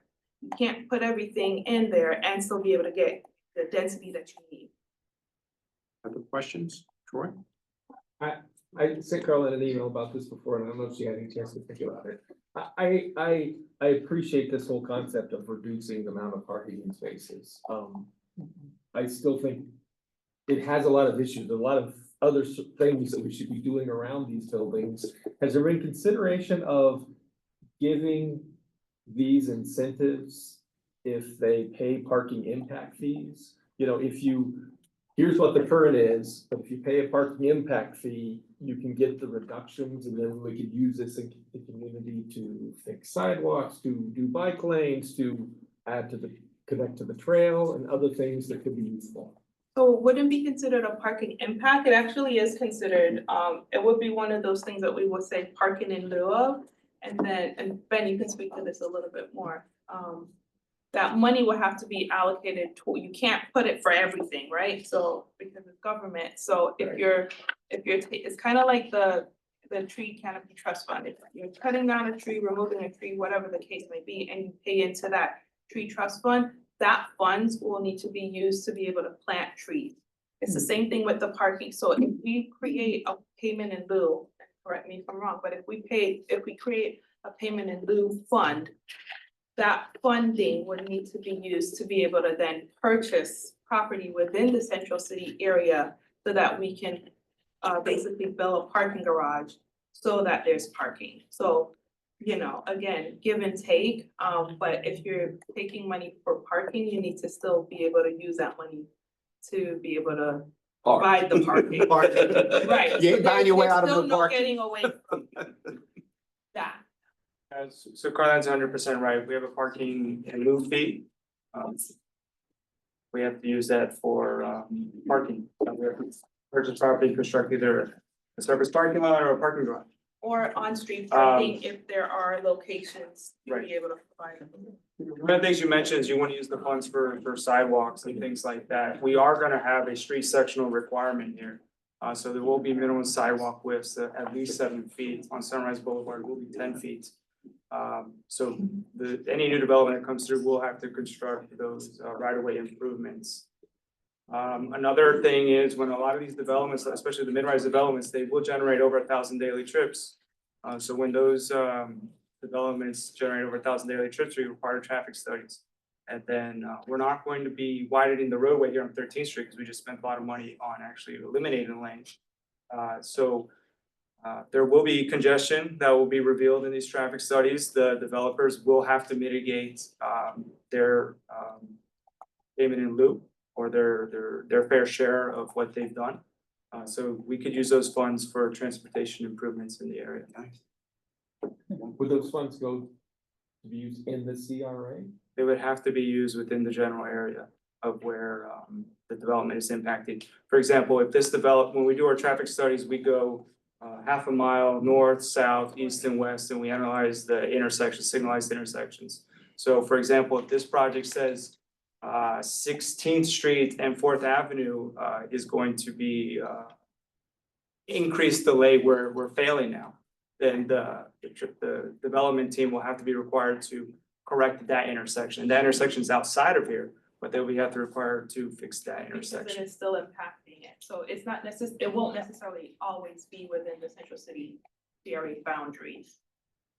Whatever that development is gonna be affecting, they have to find ways to mitigate that, and that could easily fall out of, depending, you know, if they're at the end of the boundary. Any other comments, questions? Anybody from the audience? The local micro transit circulator, what is that? So these are just examples of what we've done in other locations, specifically up in or down in Flagler, and then what we're This is proposing in the uptown area. Right. So basically, it's what the gentleman over here said, it's your little circuit, kind of like golf cart thing that would just go around the area, pick people up, drop people off. Which I see, there's a lot more of those. People are also riding scooters, you have valet, Right. you have autonomous cars coming, so I mean, Uber. You know, we're very worried about parking, but again, we have to get the businesses first. Right. It's, any other questions about that? Now, if I may, there's none questions from the board, okay. Really quick, Thomas. on page Yeah, 5. Go ahead. I hate to go back, but you said some properties have 2 zones, the same property? Right, so I didn't fully if you understand. take a look at it right now, this property is all one, or even better, this is 1234. Right now it's zone B3 and CB zoning, and when we cut across the same way, it now has a CCMU, CCCMU and the CCNMU zoning district. So this would be capped at 80 feet, keep that in mind, and then this small portion here will be capped at. Wasn't that supposed to follow the current CB? It Yes. does, that's what I was saying. So the same problem exists now in the CB? Correct, and it's part of the We just moved rezoning effort. Yeah. It was to help to alleviate issues like this, but we've just maintained it. Yeah. This is basically, And can't you clean that up? But I can't. Following the property line? Not necessarily, typically we like to go based on the street. Because if, let's say, someone absorbs this whole area, then they still have this issue if they decide to purchase multiple parcels. So if you go by the street, typically you don't have that issue. But without even purchasing, right now, we're splitting properties. Yes, right, so right now we Okay. have a challenge with developing those properties. And so, If you have split zoning, you're likely to have to go in for a rezoning to develop that site proper. I mean, I would imagine a lot of those owners will have to go into rezone to. Is there any reason not to take the red line all the way to 13th Street? There's no residential surrounding any of those properties. Because the 13th And Street it's a clean line. businesses The 13th don't Street wanna business- be, I don't think they wanna be limited. Right, they don't want to be limited. This was a compromise for Yeah. the higher. Yes. Isn't the red allow you to go higher? yes, Yeah, it the goes red up is to higher. 105. Yeah, red's higher than blue. Yeah, the Yeah. red is 105. So it would be favorable to the red. Yeah, so I don't see why we just move up the red all the way up to 13. Well, I mean, just think about it, you don't want a wall on 13th Street to be so much higher on the south side than on the north side. You possibly, uniformity. it's not gonna look good. Yeah.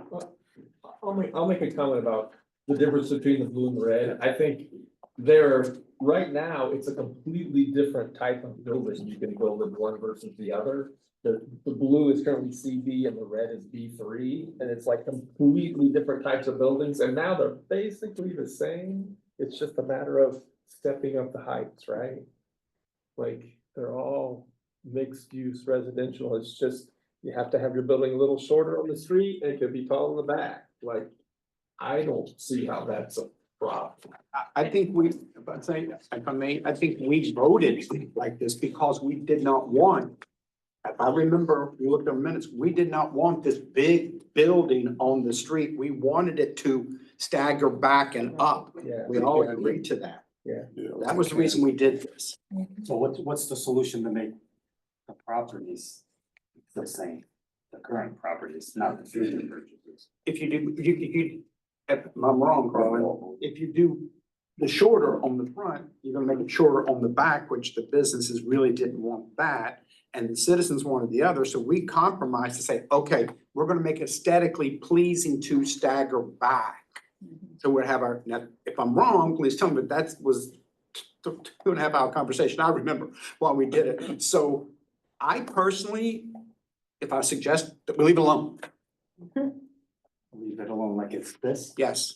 I'm okay with that. The only thing is there seems to be 3 properties that are split in half. It's like There's no way to 1, mitigate 2, that? 3, If not, then 4, yeah, leave 5, it. 6. Oh, Six it's properties. more than It's I'm looking at. cross, it's all the way. Okay.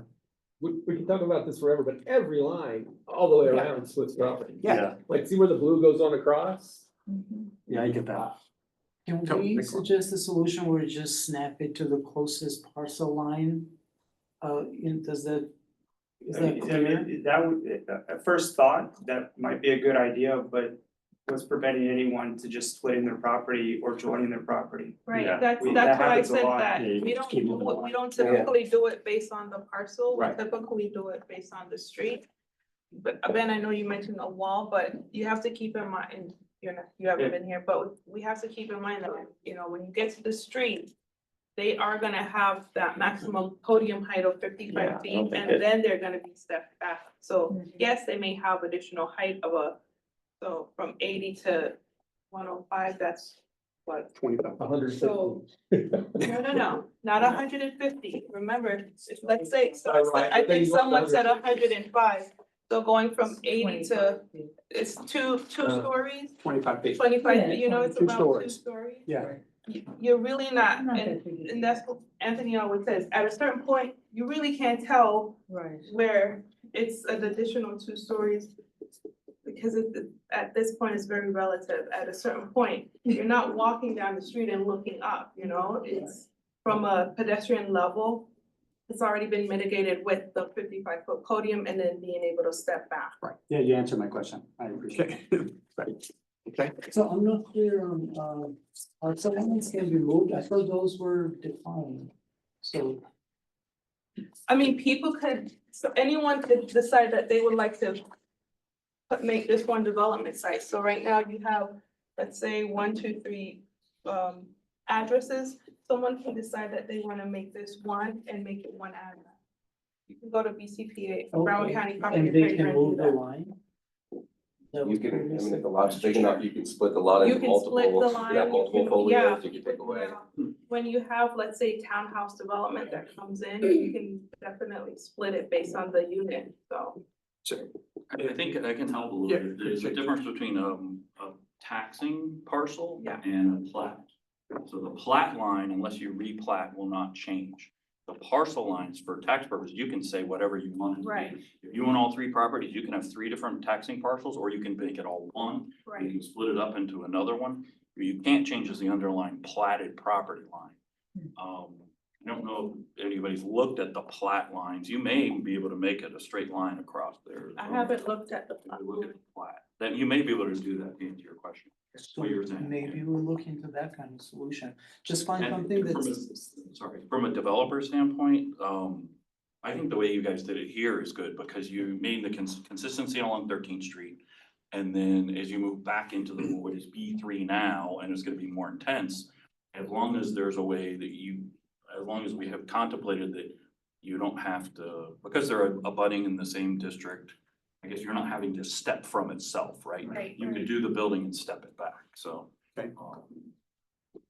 Like I said, I wasn't saying that you have to change the vote. I was just pointing No, out it's- that, this has been, I mean. it's maintaining having split zoning for some of the property. That's all I wanted to point out. Just a question, Carolyn, when in the land use plan amendment, are you all just going straight on the current commercial land use? Or are you gonna move it around? Because you might want to, if we look at the actual land use line, sometimes it's different. Right. You might want to just follow it, because if you're gonna try and change, you're not changing residential land use to whatever this land use is going to be. I think you were gonna want to follow the land use line. I would have to double check. I know It may move. Lorraine is the one that's handling that. So I'll double check with her. But some of the stuff could be addressed maybe in land use. Correct. Okay. And maybe you tweak this at some point, yeah, Right. so it matches. So it's not an end all, we just move It's this not, forward and then again, I just address the wanted land to use. say, Okay. hey, I just wanna make sure you are, Okay. it's, yeah. All right. I'm talking, if I could just chime in on the parking real quick, Mr. Chair? Sure. The 2,500 square foot exemption is used all over the city in all these redevelopment areas, South Andrews area, the Uptown area, the Northwest Rack area. The southern part has been said of the Rack UV area. And I think it's coming to the northern part as well. When you're doing a mixed use project, to have that 25-foot exemption for the commercial is beneficial, because otherwise you're gonna end up with less desirable uses that have lower parking requirements. You'll end up with a real estate office, and as opposed to a cafe, which has twice the parking rate. And if a 2,000 square foot cafe has to park at the current rate, they might not get that use, because you're not gonna have that much parking in the parking garage, because you're gonna be parking all the residential units for the people who are gonna use that cafe. The 60% that she suggested, my experience, I'm just sharing my experience, I'm not advocating either way on that. I think it is a good idea for the non-conforming uses. And I'll give you an example. We're all familiar with the dry cleaning lot that is just the dry cleaner that's on Federal, just south of Searstown, where Sears used to be. My client owns that property, and he wants to change that from a dry cleaner to a pizza place, which the entire neighborhood would, he's the same guy that owns Whole Enchilada and a couple other uses. He wants to do the same thing, adaptive reuse of the old, that was a gas station or drive-through at one time, and do the same type of thing, adaptive reuse to put that into a pizza place. With that 60% reduction for a non-conforming use, he could do that. Without it, he could not. So you end up with a dry cleaner there forever, which has a very low parking. Right. So just a suggestion for you all to think about and answer some of Joyce's questions on that. Thank you. And since we're citizens, I know Olga, you had something. Hi, good evening, everyone. Olga Zamora for the record. I came in a little bit late into your presentation, so thank you for your patience if I'm repeating something that you may have already explained. I see a lot of the discussion related to the eastern part of the CRA. Let's take it back to Cross Andrews, to the western part, Sunrise. Can you just give me the Cliff's Notes of the parking requirement for sunrise area? We were. Wonderful, I fully support that. One of the things that kind of breaks my heart is when I go through the area and I see Wawa and Aldi, and I see a lot of underutilized land. That's a whole separate issue. So totally support that. One concern that I do have, I understand that you want to promote walkability with those ratios. Is there anything planned for the design to make sure that anything that's built hides the parking garages, Yeah. liners, something that they have to abide by? Yes. And then two, if you want to promote walkability both at day and at night, is there a plan to plant more street trees for lighting? And I'm speaking west of Andrews. Yes. Thank you. We can help with that too. I think when they do these type of rezonings, they always put in design guidelines for all the new zoning districts. That's what Benjamin was relating to earlier. And they do a cross section, you know, they take a cross section, say, okay, here's how wide the lane is, here's how wide the on-street parking is, here's how wide the grass buffer is, here's where you put your street trees, here's how wide the sidewalk is. And on all developments in these type of areas that we do, we have to comply with that. So what they want to do is they want a cohesive experience in the future. Right, today it's not gonna, you're gonna get a building and it's gonna do it, but then someone's gonna come next door and do the same thing and continue it on. It's also included. Yeah, Benjamin's a hardcore on pedestrian. So any other comments on our parking or Ben's questions to have what he has or has suggested? But Olga, to answer your question, for areas, you go down, I mean, I keep going back to it because it works. If you go down to Flagler, if you just get out of your car and walk about 12 blocks, all over, 13 blocks, both sides, and even the part that Troy talked about, it works. It really works. Now, to me, it's a little too dense. I would never want it to be 13th or where we're at. I think to me, it was too much. But I think something in the middle there, it works, and the parking has been addressed. The setbacks have been addressed. I think overall, except to me, the density, which I think needs to be addressed, and I think we've done a good job by, it's not gonna be perfect, but remember, we're just making recommendations. That's something I want to say enough. We're making recommendations. We all know. Commission's gonna make suggestions and they're gonna make changes. It's gonna get to P and Z. Citizens and people are gonna talk and P and Z is gonna change and citizens. This is just a recommendation to move that, something that we feel that we can live with, whatever it may be, and move it forward to start getting it out to public comments so that we can start getting our land use, so we can start getting our beautification, so we can at least have a vision that's been sitting here for 10 years. That's, I mean, that's kind of how I see us. You know, we're not the end all end all. We're a suggestion. We're not perfect. There's a lot of people, citizens, business owners, myself that has concerns. But as long as it sits here, we're not gonna get anywhere, anytime. And that's how I feel about it. You know, I don't think it's perfect. I think there needs to be tweaks, but let's get it out of here so that we can get tweaks if we're comfortable tonight. So is there a motion with this more discussion to adopt the city's suggestions? It seems like they've adopted all the other neighborhoods. Adopt those suggestions and move the parking issue forward. Do I have a motion? I'll make a motion. Okay, motion, hang on. Do I have a second? I seconded. Second. Do I have a second? I don't second It has to be a board member. That's it. First, motion second. Further discussion on this topic. I don't like, and maybe I don't understand the 60% reduction for the legal non-conforming use. I would like to offer an amendment to remove that provision, because maybe I don't understand it, but it makes no sense to me, and I think it's counterproductive. Ben, can you please explain it? Why? Yeah, the 60% is only for existing buildings. Any new development that's gonna have a new structure wouldn't apply for that 60% requirement. That 60%, just as a refresher, it's not a 60% reduction. Yeah, it means you have to meet 60% of the parking requirement, the standard parking requirement.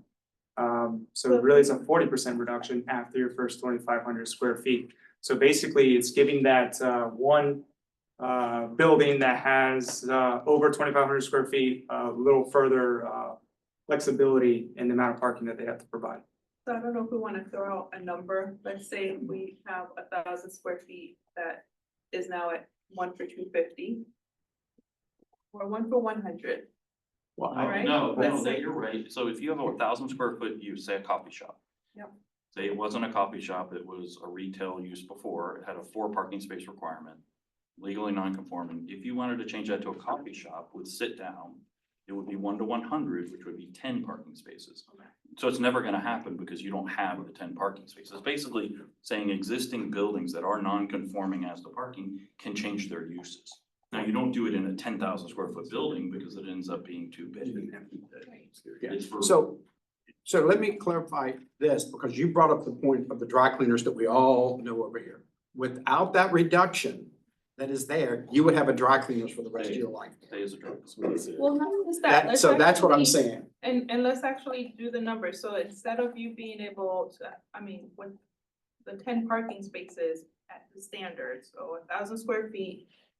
10 parking spaces at, with 60%. They use 6. You will need 6 parking spaces. That's what it results in, it's just saying that you get a 40% reduction. That's all it is, so if you have a, 3,500 square foot building, you get the first 2,500 exempt, you have 1,000 square feet left, you provide, instead of providing 10, you'll be required to provide 6. State your name and where you live in your business. Randall Platt, I live on Fifth Avenue, south of 13th Street, and I have a business on Fourth Avenue, south of 13th Street. I think we're getting hung up here on the fact that there are so few buildings in this area that are larger than 2,500 square feet. Right. I mean, I have one that's 3,000, so I'm gonna go from needing 3,000 full parking spots, I'm gonna need to go to 2. Right. Okay? Right. If I change the use, I mean, and I could even put in a coffee shop there now, because the first 2,500 square feet, I don't need parking. But there's only a couple of buildings that size in the whole area. And so it's really, and most all of them all have some parking. And so it'd be nice, the building on between Fifth Avenue and Fifth Terrace that's got all the little shops in it on south side of 13th Street. I mean, there's a bunch of little shops in there. At one time, there was a bar in there, and that requires a lot of parking. And that building has a parking lot. But with this reduction, there would be a possibility to do things in there that you can't do now. That building's only a little bit over 2,500 square feet, even though it's got a bunch of shops in it. So it's not going to apply to much that's there now. But at Thank least you. for what is there right now, we're providing an opportunity to still be able to redevelop or have adaptive reuse. Yes, adaptive reuse. When you're looking at rezoning, you all have to think, you have to find a way to kind of help everybody, new developers, existing. Folks that would like to, come into the mix. And I think what he said, I think it's exactly right. Not everyone's gonna sell their buildings, but there are small business owners, I'm thinking of Ford, that are hampered, what you just said. And their little shops, well, I wanna do something to make it neighborly, but they can't because of restrictions that they have right now. It's not gonna raise, another 100 cars for his shop or on the road. It's gonna enhance. And actually, most of us will actually walk to coffee shops and places like that than what we're now in a car driving, because as I said, I have to get my car and drive the flagger, take my dog for a decent walk. Exactly right. No one's gonna carve out 25% of their gross square footage to create the parking that they need to move forward with the business on that building. So, you're gonna have potential old buildings that need refurbishment, where people are just gonna not touch it because, the square footage is what it is, and there's no room to create the current parking requirements.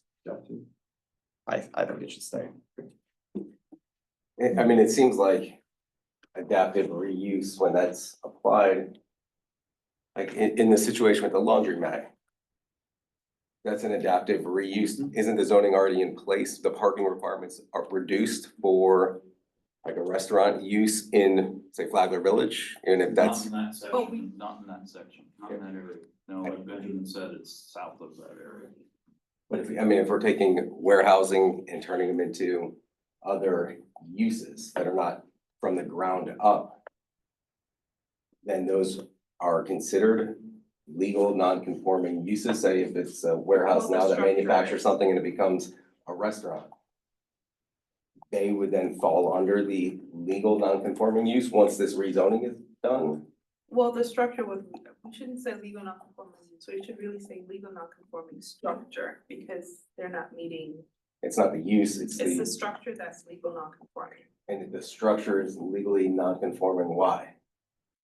because they're not meeting the new dimensional standards of the new zoning district. So they might be a little bit too closer to the street as opposed to having to be 10 feet back. That's what we mean. That 10,000 square foot building would have had to have been built at 7,500 square feet to allow for the additional parking. Same thing about the use, maybe the previous use under the old zoning code required 10 parking spaces. Maybe that same use now requires 15. That's how it works with just saying something is legal non-conforming. It could vary from being the buildings, even the parking requirement, or the proposed use, even if it's very similar. Any other discussion? All right. That said, the motion. There's a motion. Yeah, there's a motion in a second. Yeah. The motion to adapt the recommendations from staff. Thank you. I was going to say, thank you. The motion to recommend, to adapt recommendations from staff. All right, with that said, call the vote, Karen? Sure. And this was on just parking. Parking, yeah. Everybody voted on that one. Are we also considering the parking mitigation option? I thought it was all. All of it. I just want to make. All parking proposed, yes. Yeah, that was what we agreed for parking for staff to represent the presentation. So you want the motion to reflect? The motion to adapt the parking proposals from staff tonight. Correct. You want to stipulate, including the. Adopt, sorry. It's just, Karen, it's the same. It's the same? Parking. Okay, just want to be sure you have what you need. Okay. Alrighty. The motion was by Mr. Manos. And it was seconded by Mr. Greenbaum. So for the record, Mr. Manos, yes? Yes. Mr. Greenbaum? Yes. Mr. Catalano? Yes. Ms. Fleischman? Yes. Mr. Liggett? Yes. Mr. Maybe? Yes. Mr. Ross? Yes. Mr. Stan? Yes. Mr. Tinoco? Yes. And Chair Yes. unanimous. Thank you. Thank you. All right. Before I step away, I know there has been. Take a look. Again, I just want you guys to digest the additional information that I provided in the later parts of the slide. And that we can, if you would like to then have me come back and discuss it a little bit more, then. All right, thank you so much. Thank you. All right, yes. There's another issue with zoning that I brought up with Carolyn separately earlier that I would like to put on our agenda for next meeting. Okay. And that is the transition zone. I remember talking that there were gonna be transition zones where 11th Street met in South Middle River. I really think we need to revisit the transition zones, because I've never heard what the provisions are, and I think we need to take a hard look at them. So we did. Can I ask a question? Are you talking about the changing of the commercial zoning from Sunrise to 11th? I'm talking, when we do land use, we're gonna change the commercial zone from Sunrise to 11th, right? That's the plan. And That's what it was, that was on yes. the condition of the zoning. These new zones we're setting up would have transition zones baked into them. Correct. And I talked with Chris Cooper, and he said along Sistrunk, Northwest Rack has transition zones. built Right, into and I them. don't know if you recall, and maybe I did have a slide for it to kind of refresh everyone's memory. You wanna? You got it. We baked it in already, we went over it. I don't have it on this one. It's in the, I have it in the back, it's on my slides. But it's not based on just 11th Street. It says that it's based on when you have non-residential abutting residential zoning district. Right. You have to have a 15-foot setback, which is actually mentioned in the dimensional table here. So it says setbacks, when you're abutting residential, you have to 3 more provide feet. additional. Right. It's not, is it an additional 3, it's 12 for, Well, if it's against commercial, no, it's 3. 12 feet is a step back. You have step back and then you have setback. Okay, So when you're setback, when you're abutting residential, you're gonna have to provide a 15-foot setback from the property line. You're gonna go up with your podium and then you're gonna have an additional 15-foot step back. And then you go up with the tower. Yeah. That's what that neighborhood compatibility is. When you have non-residential to non-residential together, that step back is not required. You can have those buildings right next to each other, then you can go up and then have a 12-foot setback. So you're basically providing a 30-foot Buffer. buffer between, so that's similar to what Northwest Rack is. And we did one. And that was, that was also discussed at our last meeting when we were talking about, remember, we were worried about everyone Yeah. putting 2 buildings together and there's no opening, there's no Lighting, breathability and light there. but when I talked to Chris, it's more than just the setback and setback. He was like, that you make sure that the parking garages don't face the residential, you make sure that the balconies are conditioned. He talked about trash containers, he talked about balconies, he talked about parking garages, and there's a whole bunch of factors that you can shield the residential property from, and you can bake in the design factor. But that's a part of the design guidelines that's not gonna be illustrated in just the transition zone. So the transition zone is apparent here in terms of where you see the buildings or formed, you know, where the structures are, you're gonna have this. In terms of the design guidelines of making sure, you know, there's no light pollution from. Yeah, light pollution, I was right. From the cars in the parking garage shining into the So houses. when it comes to staff review, we're looking at all of those things. We're looking at making sure the parking garage doesn't have that light pollution. We'll most likely be saying, if you are abutting that residential, a wall will be required as opposed to, you know, being right next to each other. So those guidelines, those design will be baked in. Well, and before we pass these out, we'll see your final plan and we can read all those, right? I will share it with you, but I don't think I'm gonna suggest presenting everything, No, because that could be like right, a 100-page No, document. yeah, okay. But yeah, Great. absolutely, it's something, Thank you. so that is the It's part of the design document plan, I that know what you're saying. goes in front of planning and zoning board, but absolutely, I would be able to share that with you Thank prior you. to it. Yeah. And I can do that prior to going to planning and zoning board, Thank but you. keep in mind that. You're saying it's Time. it's a review process is already there. It's nothing new that we need the community. Yeah, it's part of the original, Troy, from understanding, it's part of the full design process that's already there and baked into the structures, which is the whole process, such as, you know, Flagler and all the other areas. It's part of the process, and of course, we can see it, have our input, of course. So it's not part of zoning, it's actually part of the design that goes through, right? No.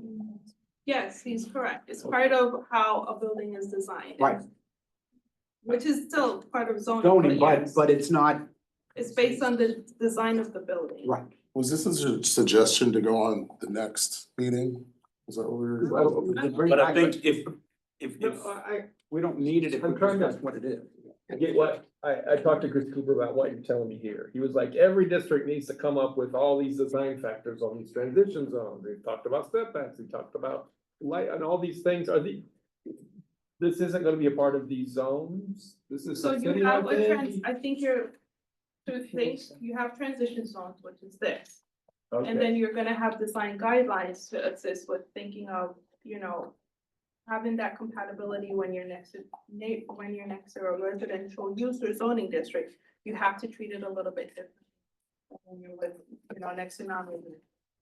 Those guidelines will be, as a part of this, or as a part of this, right? Yes. Okay, yeah, thank you. You're Okay. welcome. So do you still need us to have it on the next meeting or? I'm gonna tell you right now, no, you're not gonna. No.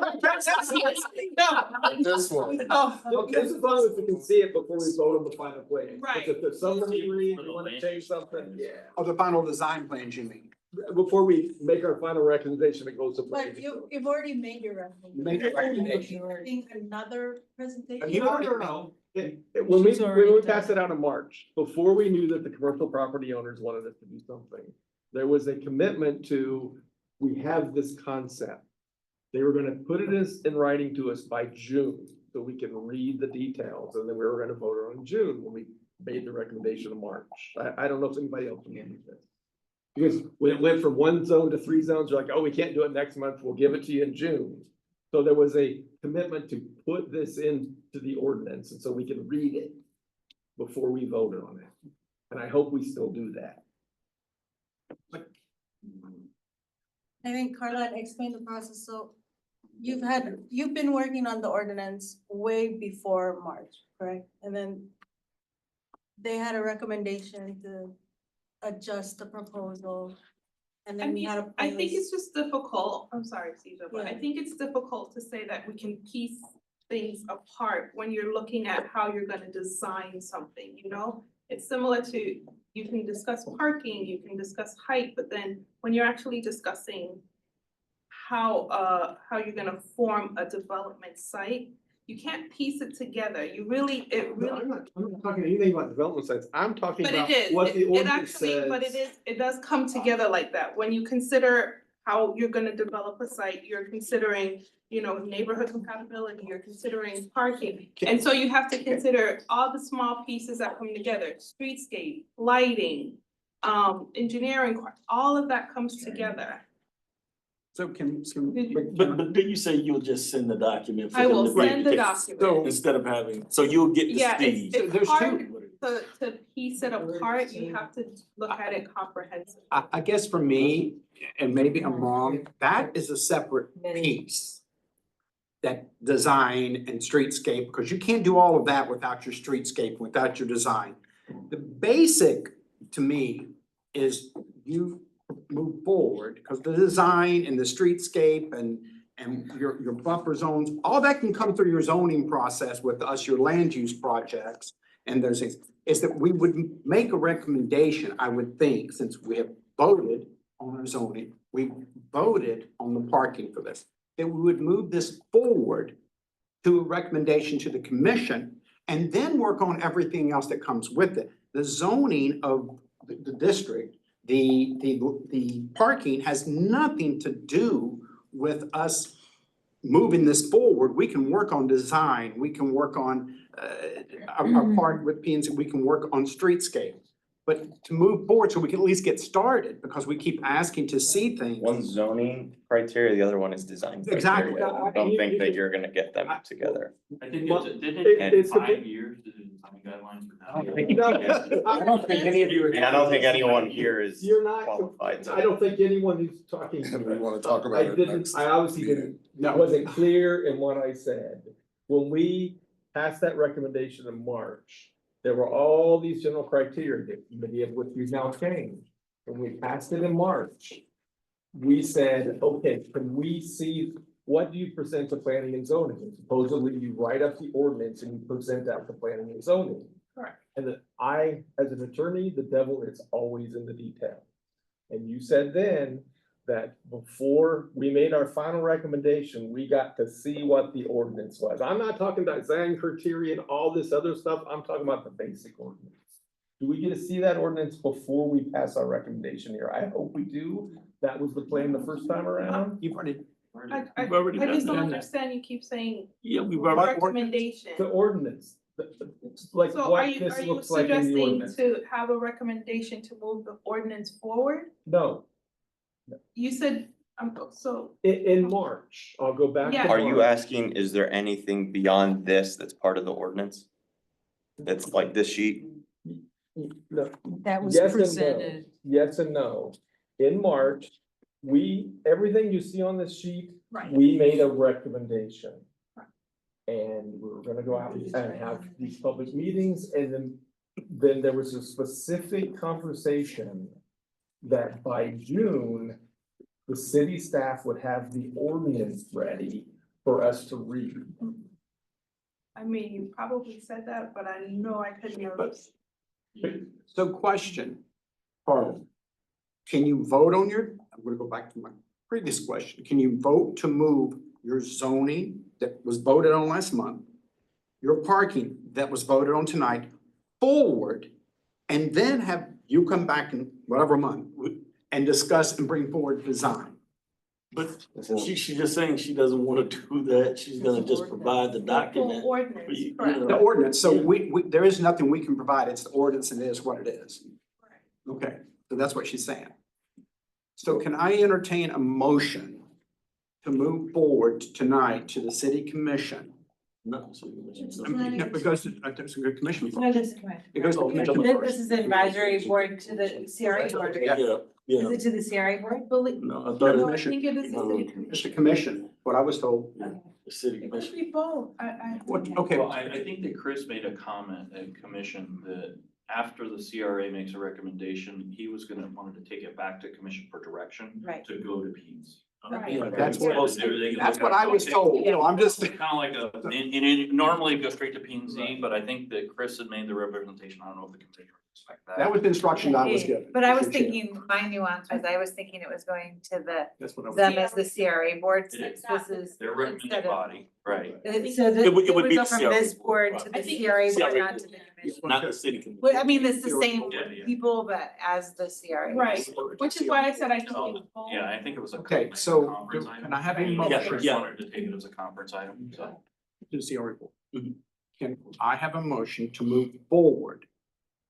The zoning plan approved last month and the parking plan approved this month to the CRA board. Have a motion. I will make a motion to move what you said forward, the rezoning we voted on last week and the parking that we voted on this evening. Okay, I'll second the vote. I second. Okay. First, second, do I have further discussion? Was that Ross second? Yeah, Yes. I'll give you that credit. The motion was there. I wanna make a comment about this process and how we got here. We had years of input into what this plan should look like. We heard from lots of people from the neighborhood that they didn't want high rises on 13. The charrettes that were conducted in 2018 specifically talked about the neighbors who live near this did not want high rises on 13. I made copies of the surveys and I was gonna bring them with me, and I'm so disappointed I didn't break them. I was gonna pass this out because all the people who joined this process in the last 6 months, I hope you went back and read all those. Fast forward to the last meeting. You had a room full of people who said they didn't want tall buildings on 13. You had over 200 signatures from people who said they didn't want tall buildings on 13. A street that's already zoned to be able to go Hold on. 150 feet. Please, I let him had my finish. time. Just 2 Now, minutes.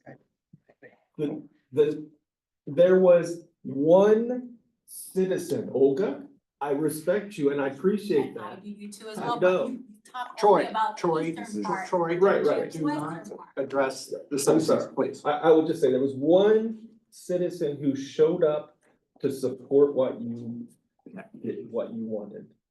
Who spoke in favor of it.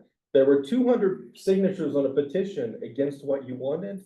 And let me just tell you now, if you pass 8 stories out, you're gonna have 500 or 600 or 800 petitions on a signature, of signatures. And you're gonna have 150 people, and it is not, I repeat, it is not In 2 minutes. because they don't support rezoning. Okay, we've It's hashed not. this, now I'm going to as your chair. Just let me finish. Troy, If you pass this out, it's gonna be exactly what you don't want, because you didn't give the people at the last hearing time to make their comments. I was gonna come tonight to say, we needed to spend another month going back to the neighborhoods to get their comments, and everyone's gonna laugh at me, I know. But you didn't give the neighbors the opportunity to speak about what you passed, what you did in the last meeting. When the Okay, motions okay. were considered, Troy, they made your asked point. to speak, and the You've business got your owners, time, you've made your points. and the business You owners made your points. got the opportunity to comment, Troy, and the you've residents made didn't. your points. So this is wrong. I'm not trying to be hard at Troy. And I oppose it. I'm Thank not you, trying to sir. be disrespectful, but you've made your point. Now I'm gonna give factuals as the chair, and then we'll call a vote. Unless there's any other comments. Factual, I actually have a comment because we're not elected officials. no, And we were all brought here to give our opinion and we live in the area. So I mean, we all, my opinion weighs just as much as the next person in the community. So, you know, I would say that I'm making my decision based off of what I would like to see in the community, not necessarily what 200 signatures or a majority says, you know? thank you. And Go ahead, go ahead. That's all I have to say. And I also wanna say that from what I saw from the community, the majority of them did not understand that they're already in an area where you can go up 150 feet, that this is actually a reduction from what's currently And they permitted. received a letter. They didn't, they just heard 12 stories, 10 stories. No way. I don't want, but a lot of them didn't understand that you could already go above that. Okay. You think they did? Hold on. I just wanna say that that's a false argument that you both made. 150 feet on paper, yes, in reality, no, that's why we don't see 150 feet. tall Doesn't matter, buildings. it's on It's paper. commercial business zone. It's on paper. It's not a mixed use, there cannot be any residential apartments there. Have you heard of Live Local? Live local? Yeah. Yes, it can. So are you saying on that depth of lots, they Yes, can sir. reach Yeah. 150? Okay, may I, there's been comments made, I wanna give some, I'm sorry, I'm gonna give some factuals, and then if we need to have further comment. Because I have received, I'm just gonna bring this out tonight, and I don't want any comments, I'm just gonna bring this out tonight. This board is individual, we all have a right to comment as individuals. But what we don't have a right to do is to go out and discuss and to give opinions on our sides. And I need to say that as a chair, I don't want any comments tonight. I have been dealing with this as the chair for the past 3.5 months. That I felt that this board has been undermined and not to make decisions. This is not what this board is here for. This board is, we just said it, individual. We all have opinions, but it isn't the citizens getting their way. It isn't the business owners getting their way. It is this board making decisions for the future of the entire community. It is this board sitting here tonight, and you can all tell me whether you believe it or not. And if you want to look around you, and I've been here 20 years, and you can tell me that you're happy with what your community looks like compared to the other communities, and that you want the next 20 years to be here, then don't move it forward. Because that's what you are. Now, let me address citizens, because I just decided that since we've had so much, including letters that I've received from people, about 200 citizens. Let me give you some facts about 200 citizens. Does anyone know how many people live in Crab? Residents. 13,350 residents live in Crab.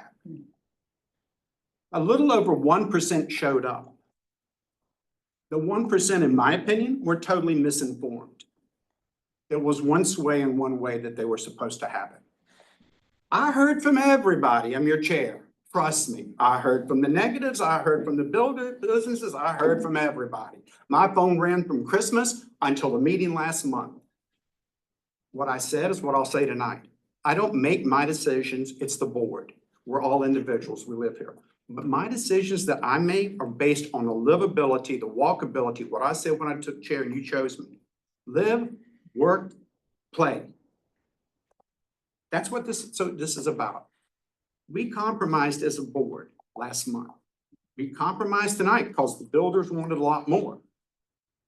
And 200 people showed up. If I went back and decided that I would do my name search 3 nights till 3 AM in the morning. 200 people, not all of them were owners. 50% of them were not owners.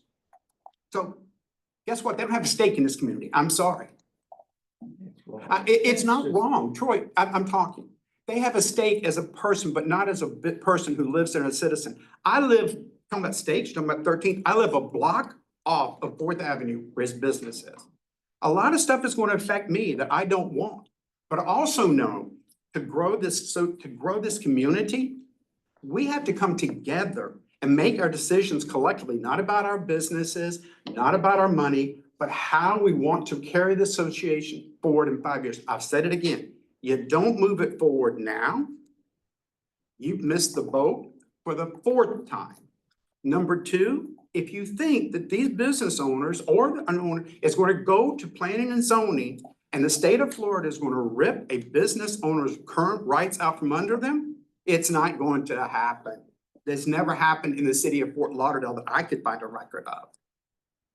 Isn't it better to work together and to compromise?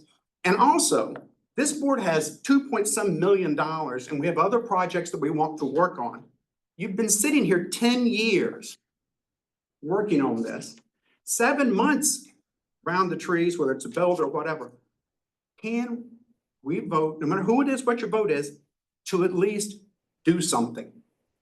With that, I call the vote. And the motion is? The motion is to. Yeah, it's already. Forward. voiced. Right, Move Move forward with zoning plan. Sound exhausting. Do you want me to read it? Please. Tired of standing still. Motion to move forward the zoning plan approved last month and the parking approved tonight to the CRA board. Yes, call your vote. And it was Greenbaum, Ross. So let me just record that. Okay. So Mr. Greenbaum, Yes. Mr. Ross, Yes. Mr. Catalano, Yes. Ms. Fleischman, Yes. Mr. Liggett, No. Mr. Maybe, Yes. Mr. Manos, Yes. Mr. Stan, No. Mr. Chinoco, Yes. and Chair White. Yes, It's a majority vote. thank you. So we'll Motion move that passes. motion forward. Next, old business update session. I think That's this what is, we did already. no, she got, Okay. you got old business update. Oh, yeah. Wait a minute. Yeah. It's on page 6.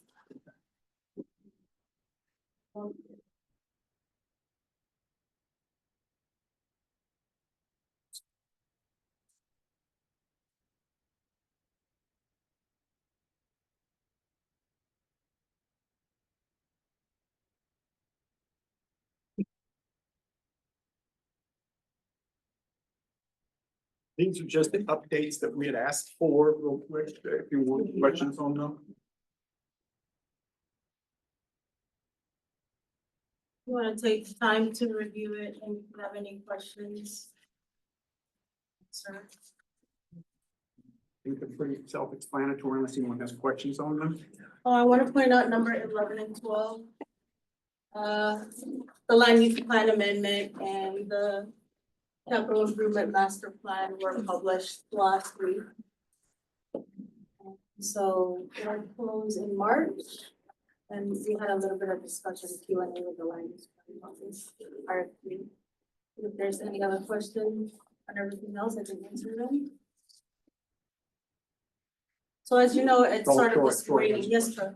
On number 6, the 4th Avenue street lights, we were pretty clearly told in September that they would be installed by January. And that was the plan, that was how it's gonna work. Where does that stand? So after we approved the funding, the only option for the project manager was to bid out whatever work we had to do. We thought we could just use somebody on contract, but because of the rules, we couldn't do that, like thresholds. I think it's 50,000 and below. And the estimate cost was about 80-something thousand, so we had to bid it out. So that's through the procurement process. We send out like the scope to the procurement and then they put it out, then we gotta give them like some time to close. So that bid that went out on the streets closed in, what did it say? January 21st. So right now, they're like negotiating prices. So I don't know where it's at, except that it's still going through the process of selecting which one wins the bid. I won't know till. I don't wanna give dates, but sometimes these times takes a while. How long does it, I'm not to hold you to it, how long does it usually take just to pick a bid? I can share some insight. So it depends on the vendor, so a lot of times it has to do with legal requirements where the vendor will agree to certain things our legal folks want. And Okay. so a lot of the back and forth is done from a litigation perspective where we want certain things in our contracts to protect the city and the vendors, and vendors are okay with that, since they aren't. So the bid can happen really quickly. It's usually the contract. As in turn, I know we're difficult. I did not say that. Sorry. Yeah. On number 9, Yeah.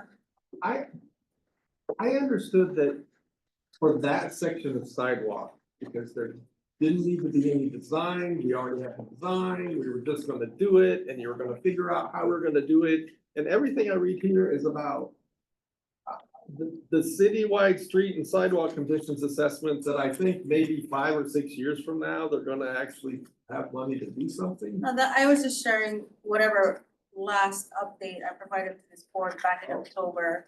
So remember, okay, let's go back. It's the sidewalk between Northeast 11th and Northeast 12th Street. So compared to everything new that's been installed, the sidewalk might be this big and the new one is this big. Now, the reason why we didn't include that section is because there was a planned development that was approved for that area. And they had built-in designs for that streetscape. So part of the design process, I guess, and approval with the city, they had promised to put in wider sidewalks, more lighting, more trees, etc. So whatever happened, that project's not going in. At the same time that project was going on and we were going through our design phase, we didn't include that section because of that development. Right. So fast forward to last year, we talked about, well, we have all this money in the CIP, what can we do? Can we spend money on that? So because it's considered maintenance, I reached out to Public Works to see, is there any leeway? Can you include this in your schedule? Sidewalk improvement, maintenance, upgrades, they have a contract for that. However, that also involves sending out an inspector to inspect it. And so part of these notes say they would fix it in order, like if it's not ADA compliant, then they would spend money to do it. But again, I just say pending Public Works inspection report, because I followed up, but I haven't received anything yet. So if it's something that you need an update on sooner rather than later, as soon as I get something, I can email to the board and just blind carbon copy everybody. That's my corner, it's not ADA compliant. I can tell you that now, that's not ADA compliant. I just wanna know when's it gonna happen. I understand, and Just the thought of remember sidewalk, isn't it sad? when this board brought it up, we were also still working through our scoping for the capital improvement master planning. And our response as staff was, well, we're working on this solicitation, we're scoping it out. If we can handle it, we're handling it way down the road. So I know there's a sense of urgency. So the only avenue for me was to reach out to what's currently in the works, which is Public Works have these things. We'll get an update for the next meeting. Thank you. Yep. And I you may don't- have I to don't wait till the have site gets any- developed before it happens. Well, one last thing is, why are we waiting to do the appropriation on the rollover to spend $18,000 to put those darn trees in? Don't you have $18,000? You can just do it. That's. I don't see the money, I don't know the answer to that. I'm just, I probably, yeah, so let's look at that. Thank you. Try to. That's all I have. Because I That must be remember, happening. real quick on that, I remember that we were waiting for the rollover. The rollers happened, we got money, I think we just put the trees. Well, so the rollovers what they were proposing tonight that y'all delayed. We just got it So, tonight, yeah. yeah, so, but they're like. But since they're- And now we delayed it again. Yeah. And we're gonna ask again why we haven't done it yet. But Okay. I'll work with CJ, we'll look at it. Okay. Planning to do it, but not now. Anything Why else? isn't it not done? Anything else? And Like it's if you guys still see the structure on Northeast 13th Street, Yeah, is it that's- still there? Yes. I called around some members asking if they see it, because my last update was, you know, we need to remove it. The artist has an option to take it out, or the city will pay to remove it. It's still there, so I'm not sure what's going on, but I'm following up, and if you need to know that before next meeting, I will email that. Yeah, more Isn't pieces there have fallen out. objects? I think there's more objects around it too, or Yeah, they something. Yes. It's Can we decorated. proceed with the steps of community survey, call to artists and all the other steps before this is removed? I know, I think that's the process that needs to happen first. It's like a chain of events. Like, I think when they came to us and said that, when they did their presentation, Nicole, I think that was what they said the process was that they had to do. it's like the artist need Because this is gonna technically take a owns while, it. and it's just calling for proposals and kind of due diligence work. Why can't we do Kings and Curry? I can ask that question. I'm Isn't this a not company familiar though with that's handling arts. I'm sorry? Josh? once it's I thought the removed? city was removing. Correct, the cultural. Well, artists Arts. can remove it if they want to have priority for the city. will. Right, Right. because I kind of agree with Nicola on that. Wouldn't it be better to have all this in place? Because we all know what's gonna happen. You know, 13th Street's gonna have an empty space, and now another year later, you might have conceptual design. What's really happening is last Monday, the Arts and Placement Board approved the RFP for it, so that's going out, and they're not waiting to do all that to have it removed. Okay. Just FYI, the Arts and Placement Board approved the RFP, Oh, this RFP? the request for whatever, the last. Okay. the last. Anything else? Completion? All right, new business suggestions for next month's meeting? Great. When we're gonna come back to the residential, program, we gave it 90 days, that expired in December, we were gonna come back, we already had the ideas of how we wanted to change the program. When can the city get Can you back? put that on there for next month? Okay, When you- to discuss the landscape and painting program? No. Facade and. We want to. Yeah, it's the facade and expanding it, how maybe that group that presented to us and everything, so we could discuss that next month. Oh, I have, let me just point something out, under miscellaneous, we're kind of working, we're drafting a program that we'll bring back to discuss with you. I know that in the past, there've been some discussions about,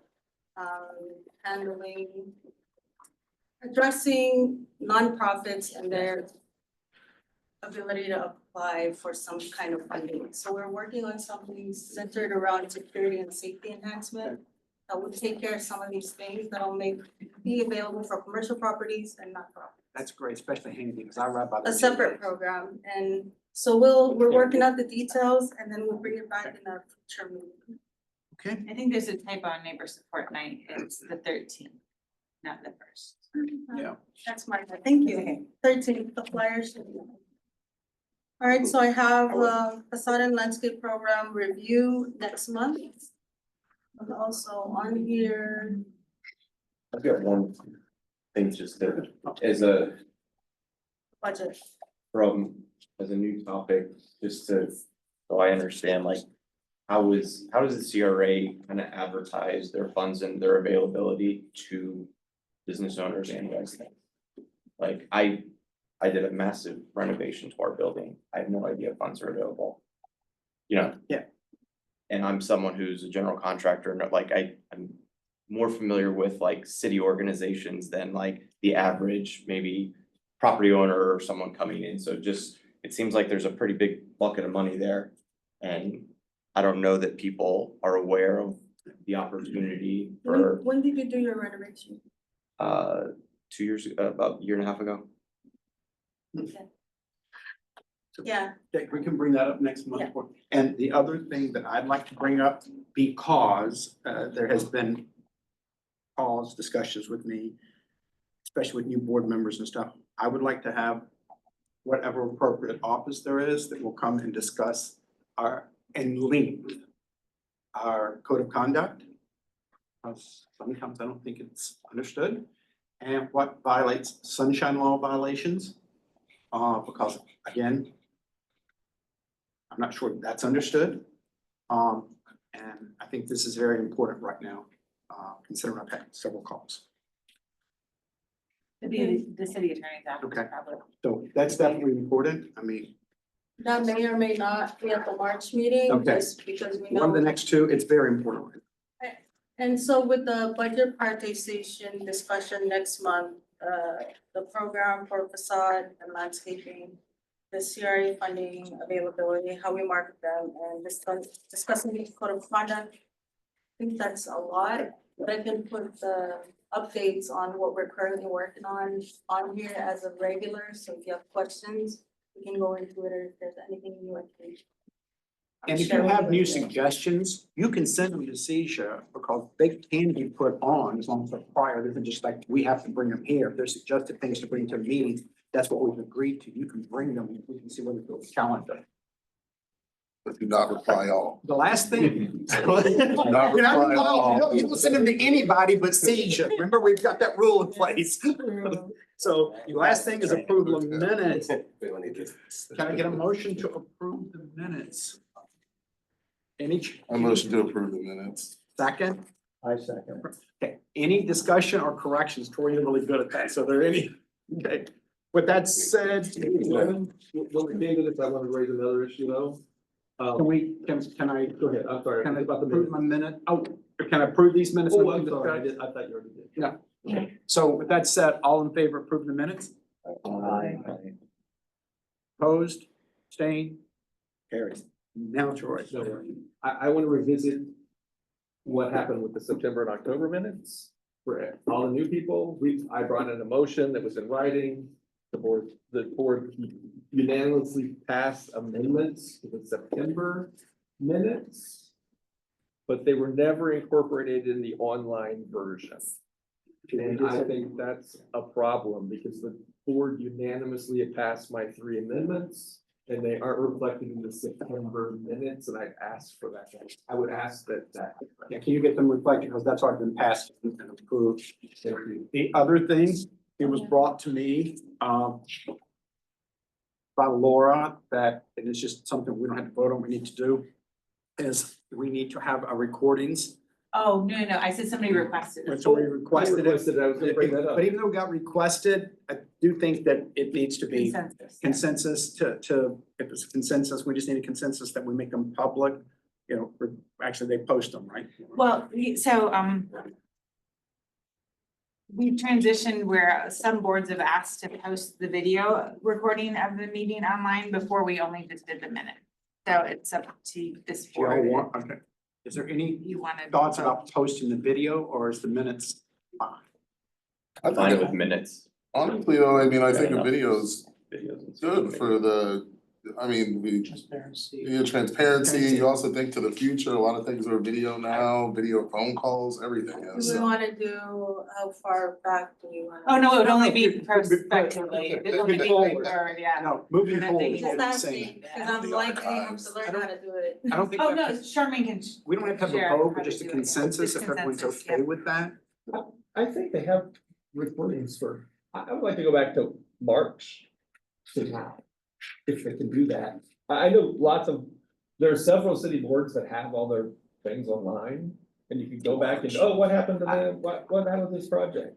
I think March would be a good one. I would suggest to this board that if people want them that bad, that they can request them and that we move forward with that. I don't think we need to post everything in video as a thing, but I just think that let's just move forward with it. It's up to y'all. And if I can interject, you all were meeting in inconsistent locations that weren't always video recorded. This opportunity comes now that you're in a room that has AV and video recording. So it likely wasn't We have recordings. already. from all of them. Okay.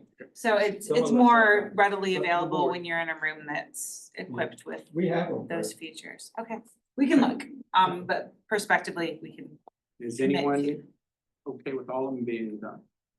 March on. We march on or from the future going forward. Why Okay, not? so that with future going No, I forward, feel- but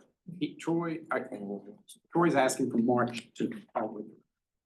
Wouldn't the people on that video need to vote on that? Well, they would, they're Yeah, not. well, it's all public record, Yeah, it's fine, yeah. Because if they don't need to vote, then why do we? Why don't we? Well, it's not a vote, it's just It's a a consensus. discussion that usually happens before a change is made. Can we make, should we do a vote since there seems to be? Yeah, I different think that, right, opinions on it? so. Make your motion, Troy. I move that the city posts all videos online, just like they do for several other committees from March into the future. I second it. Okay. Any further discussion? All right. I guess just do it, we don't have to think about the call roll. All in favor? Aye. Opposed? Abstained? Same, okay, yours was there. All right, now the most important thing was we want to sit here, so now let's just, don't you do it, Troy. Tonight. I have one 30-second minute review for everybody who cared and didn't forget about it. 12th Street through the neighborhood, they're starting paving on Monday. I was out there for site visit today, they're starting on Mondays. Good news. All right, that's great. Motion to adjourn, I make a motion to adjourn. second, Second that. all in favor? Aye. Opposed, good night. Good meeting, thank you.